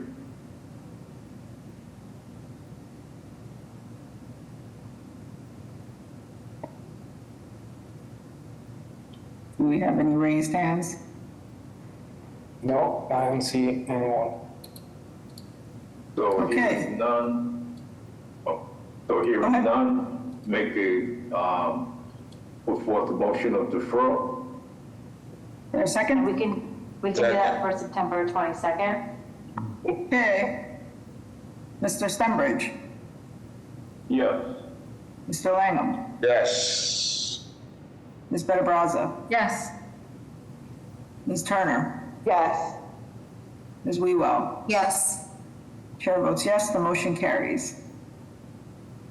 All right, with that, I thank everyone. Our August 20, the later meeting has been canceled for the month, so I'll see most of you in September and some of you. Thank you. Have a good There is some. Thank you. Bye, thanks. Have a good day, folks.